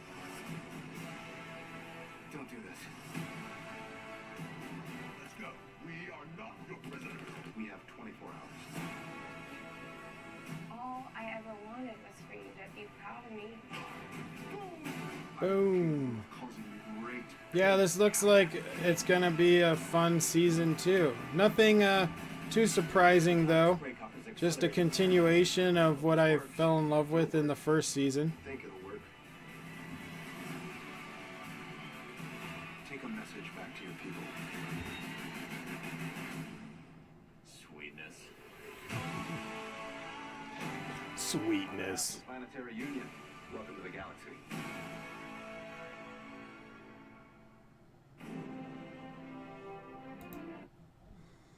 Yeah, I want to see it. I mean, it looks more like they're just continuing season 1 with more of the, similar humor. But it looks like they're got a little bit more money because you've got some of these action scenes out that are in space battles and whatnot. So it looks like they got a slightly bigger budget. But it's really the stories of the characters, That's part of the reason why everybody loved Star Trek, is it's more about the characters than it is the space battles. And so Orville is really following that kind of same guideline of make it more about the characters than the space battles. And so that's why I loved the first season. And now again, it did take me a few episodes to get to like the characters. But once I was in there, then I was sold for the rest of the season. And so I'm excited for the next season. I'm glad that Fox didn't cancel it like they cancel so many things. So yeah, I'm happy. I want to see the next season. You didn't know about this series? Yeah, it kind of, I wouldn't say it flew under the radar, but I don't think it was like, it's not like a CW show or anything that got a huge amount of attention or marketing. So it's but I like it. I think it's a good show. If you're a fan of Star Trek and that kind of format, but you also like the humor, then I think you would love the show, because it does feel like Star Trek The Next Generation with more humor involved. And that's what I liked about the show, is it's like getting a new Star Trek show without having to pay for it. Pay for access to the CBS online thing, which I refused to pay for. So I didn't get to see the new Star Trek show. I'd rather watch the Orville. But if you're interested, Area, you should go ahead and check out the first the first episode of the first season, just to get an idea of whether or not you would like the humor or not. But really, the overall part of the show that makes it interesting is really the characters. Just like in Star Trek.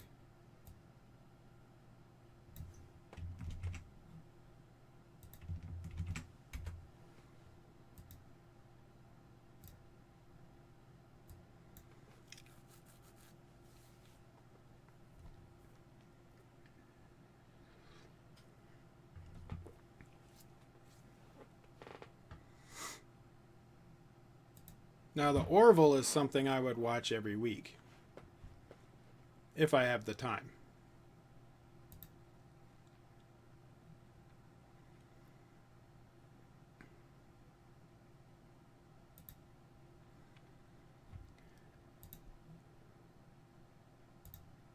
Alright, so these last two trailers are both going to be on the SYFY Channel, which sci-fi can be give or take. Some things are good, some things not so good.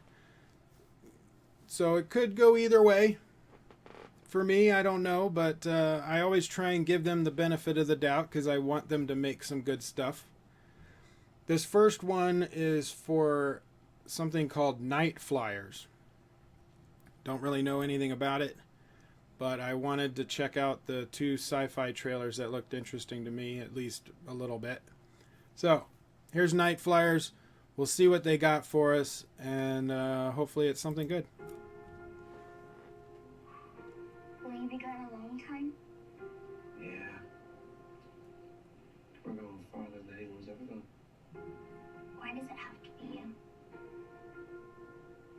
found it? Try and catch me.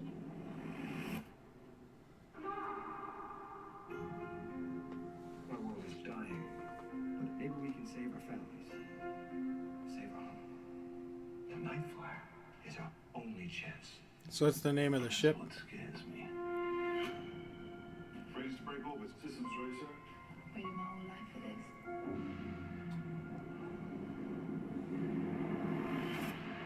There was a malfunction during launch. 3 men are down. It wasn't an accident. This mission faces a threat you do not understand. That was no. So it's kind of like Event Horizon. It even has some symbolism of some look of Event Horizon. Something wrong with this ship. From the mind of George R. R. Martin. Black inside my mind, heartbeats out of time. There was something lost and out of place. It was alive. Time is paralyzed, but I'm wide awake. Oh, very much like Event Horizon. This is a warning. Take hold of me. Do not bring the Night Flyer back to Earth.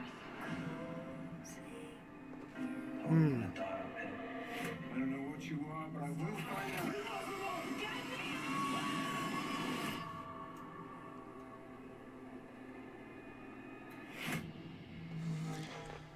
So this is Event Horizon. I mean, that's not to the extreme of like the ship was in, you know, went to the other side where hell was kind of thing. But they're imagining things. Some of the aesthetics even look like something out of Event Horizon. For one, the girl standing in the hallway.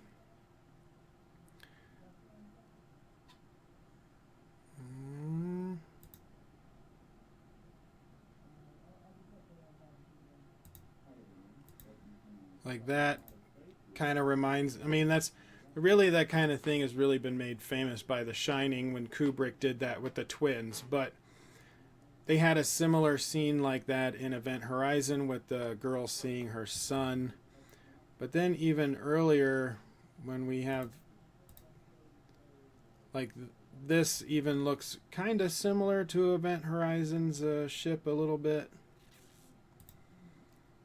That looks like the medical bay in Event Horizon. The look around the ship, kind of that right there. I mean, that looks like Event Horizon. Yeah, a bit of a 100 vibe, which they do 100 also, don't they? SYFY Channel. I want to see it.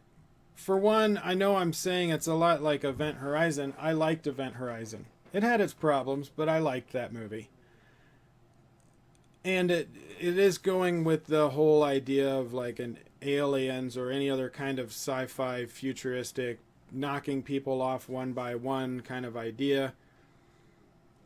And I'm hoping they've got some more sci-fi elements in there. They've got some wiggle room where they could introduce some more, you know, some more stuff in the story that would be nice and surprising. They have that leeway. I don't know if they'll utilize it, but they have the room to do that.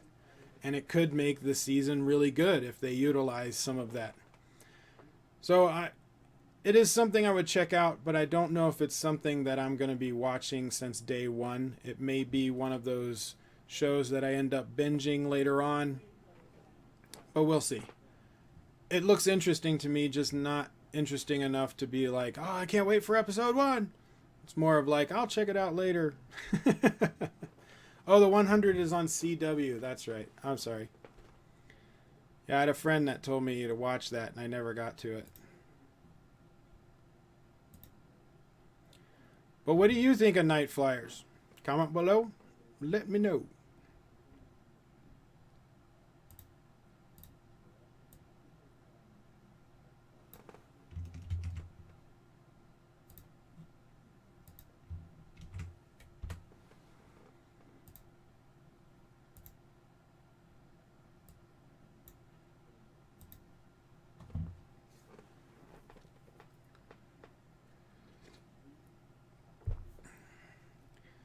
Do you think it'll be too much like 100?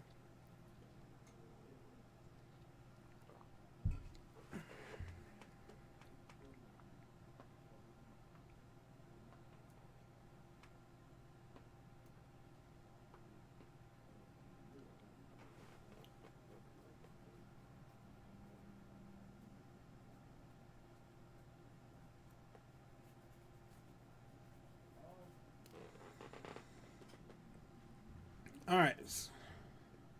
It looks different enough. Okay. I mean, it does.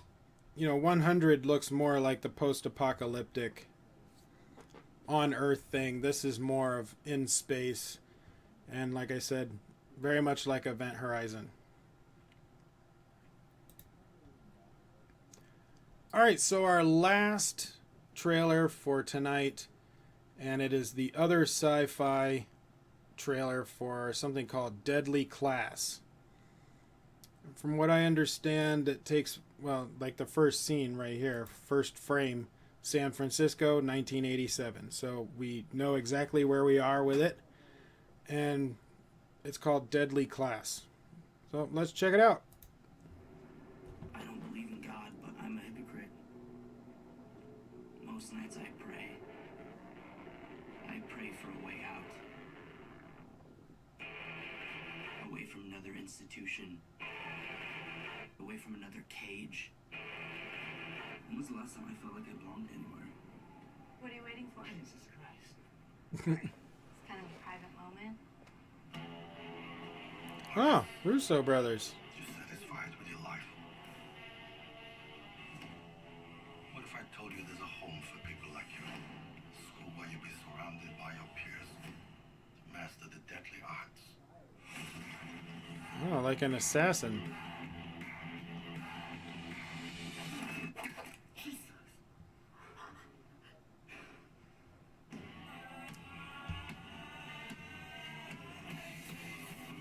Primarily, I train creative problem solvers. I'm already gonna like the music. Every opponent has a weakness. Pick a partner, find theirs.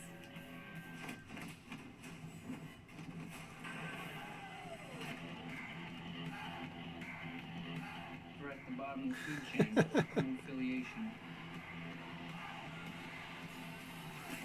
I'm offering you a chance to harness that fire inside you. Maybe this is close to normal as kids like us get. Hey, Rawlings.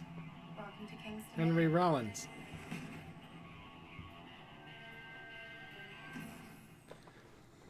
All right, yeah. Again, just like the other one, I don't know if it's something I would watch as it comes out, but it's something I would binge. It takes place in 1987, so I love the time era. I'm really happy with the music that'll be playing. I like all of that. The going to school and being an assassin, that's pretty cool. I also like that they've got the actor that was in Doctor Strange, that played Wong. I love Wong, so I like him. Henry Rollins is in it somehow. The only concern I have is that it's going to turn into, a high school drama BS show, like Dawson's Creek, or I don't know. Just, I don't want it to dive and turn into this like just BS stupid drama that people are creating for themselves, and then they have some action scenes in there. I want it to be good. So I'm hesitant. Whenever you have high school or a bunch of teenagers together, or so-called teenagers, because they're actually all in their 20s, then I don't want Dawson's Creek with swords. I want a good storyline. I like the whole assassin school aspect of it. If they keep it more Harry Potter kind of feel with the school aspects and less of the high school drama BS, then I think it would be good. I think if this was on MTV, it would be horrible. But if this is on Sci-Fi, it's got a much better chance. because MTV would turn it into whatever stupid reality show is out at the time and have the most pointless drama ever, just like the way that they ruined Shannara. So I'm glad MTV doesn't have a hand in it. But SYFY Channel, I think they would have a good chance. And the Russo brothers. That's another thing. The Russo brothers are involved, and I really like them. So I think that ups the game and really minimizes the chances that there's going to be that pointless teenage bullshit. So we'll see. I got high hopes. I don't know if it's something I'll watch as it comes out, but it is something I may binge. Or if I have some free time and I'm looking for something to watch while I eat dinner, I might check it out. But that's kind of where I stand. Something I would watch, not something I would avoid. I'm more cautious than anything because of the whole teenage drama thing can really go wrong very quickly. But what do you guys think? Comment below. Let me know. Aria just said, this I really liked. So she's in there. I heard they're thinking of making a Dawson's Creek reboot. I wouldn't be surprised. I'm not watching it. Put it on MTV. They've got enough crap over there. Just keep all of the crap onto one station so that I don't have to watch it.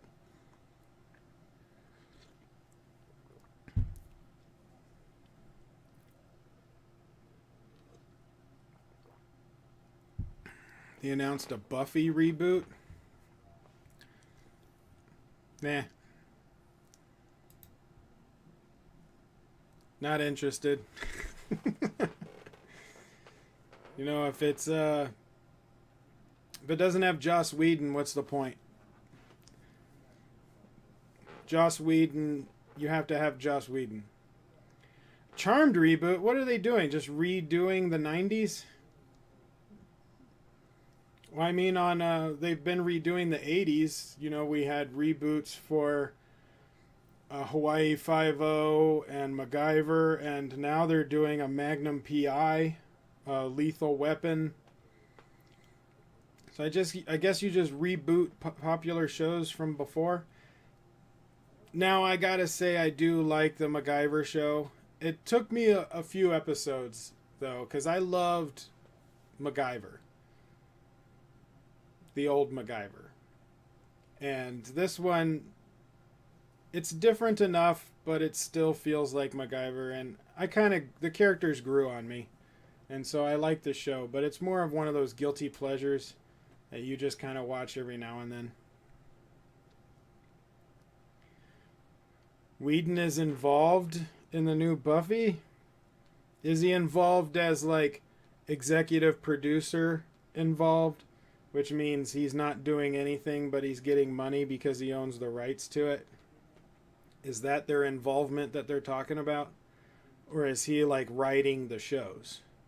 Is he going to be hands-on with it? But I don't know why they would need to reboot it. Why don't you just do a new show that takes place in the universe of Buffy and Angel? Like, you don't need to redo Buffy's storyline, right? Can't you just do new characters that are in the same universe, and then you can get some of the actors to come back and reprise their roles as cameos or something? That would be really good. But give me new characters. I don't need to watch Buffy's story all over again. So that's what I would tell Joss Whedon. Don't reboot Buffy. Just make another show and put it in Buffy's universe. Because Angel was good. Buffy and Angel, those were both good shows. They had bad episodes, but they were good shows. Just keep that going.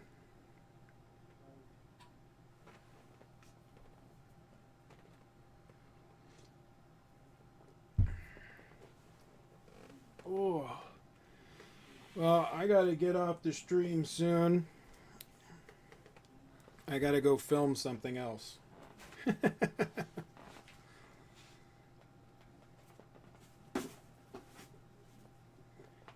Yeah, just have a new Slayer or another character. Just continue the be in the same universe. Just don't reboot it. I don't see the point in the rebooting. Plus, if you keep it in the same universe and it's just another show with new characters, you could get cool cameos. You know, have Angel come back for a cameo, or Buffy come back for a cameo. Put Buffy in the first episode of her training the new person. I don't know. But I don't think they need to reboot it. Well, I would say thank you everyone for joining me on this stream, but it's really thank you Area for hanging out with me. Thank you Street Level Critic for sticking around for as long as you could. Thank you Ashwin for hanging out for a bit. But thank you Area. You're awesome. I appreciate you. You're cool as hell. So thanks for sticking around. But I gotta go log off now and film something else. But I can't tell you about that yet. I'll tell you when I can. But thanks for hanging out. I appreciate y'all. If you're watching this after the fact, and I will be cutting out the reaction parts at some point when I get some time. Maybe work on that tonight. I don't know. We'll see. But stay tuned. Thanks. And go to bed, Area. Have a good night. Sleep tight. Don't let the bed bugs bite and stuff. All right. Night.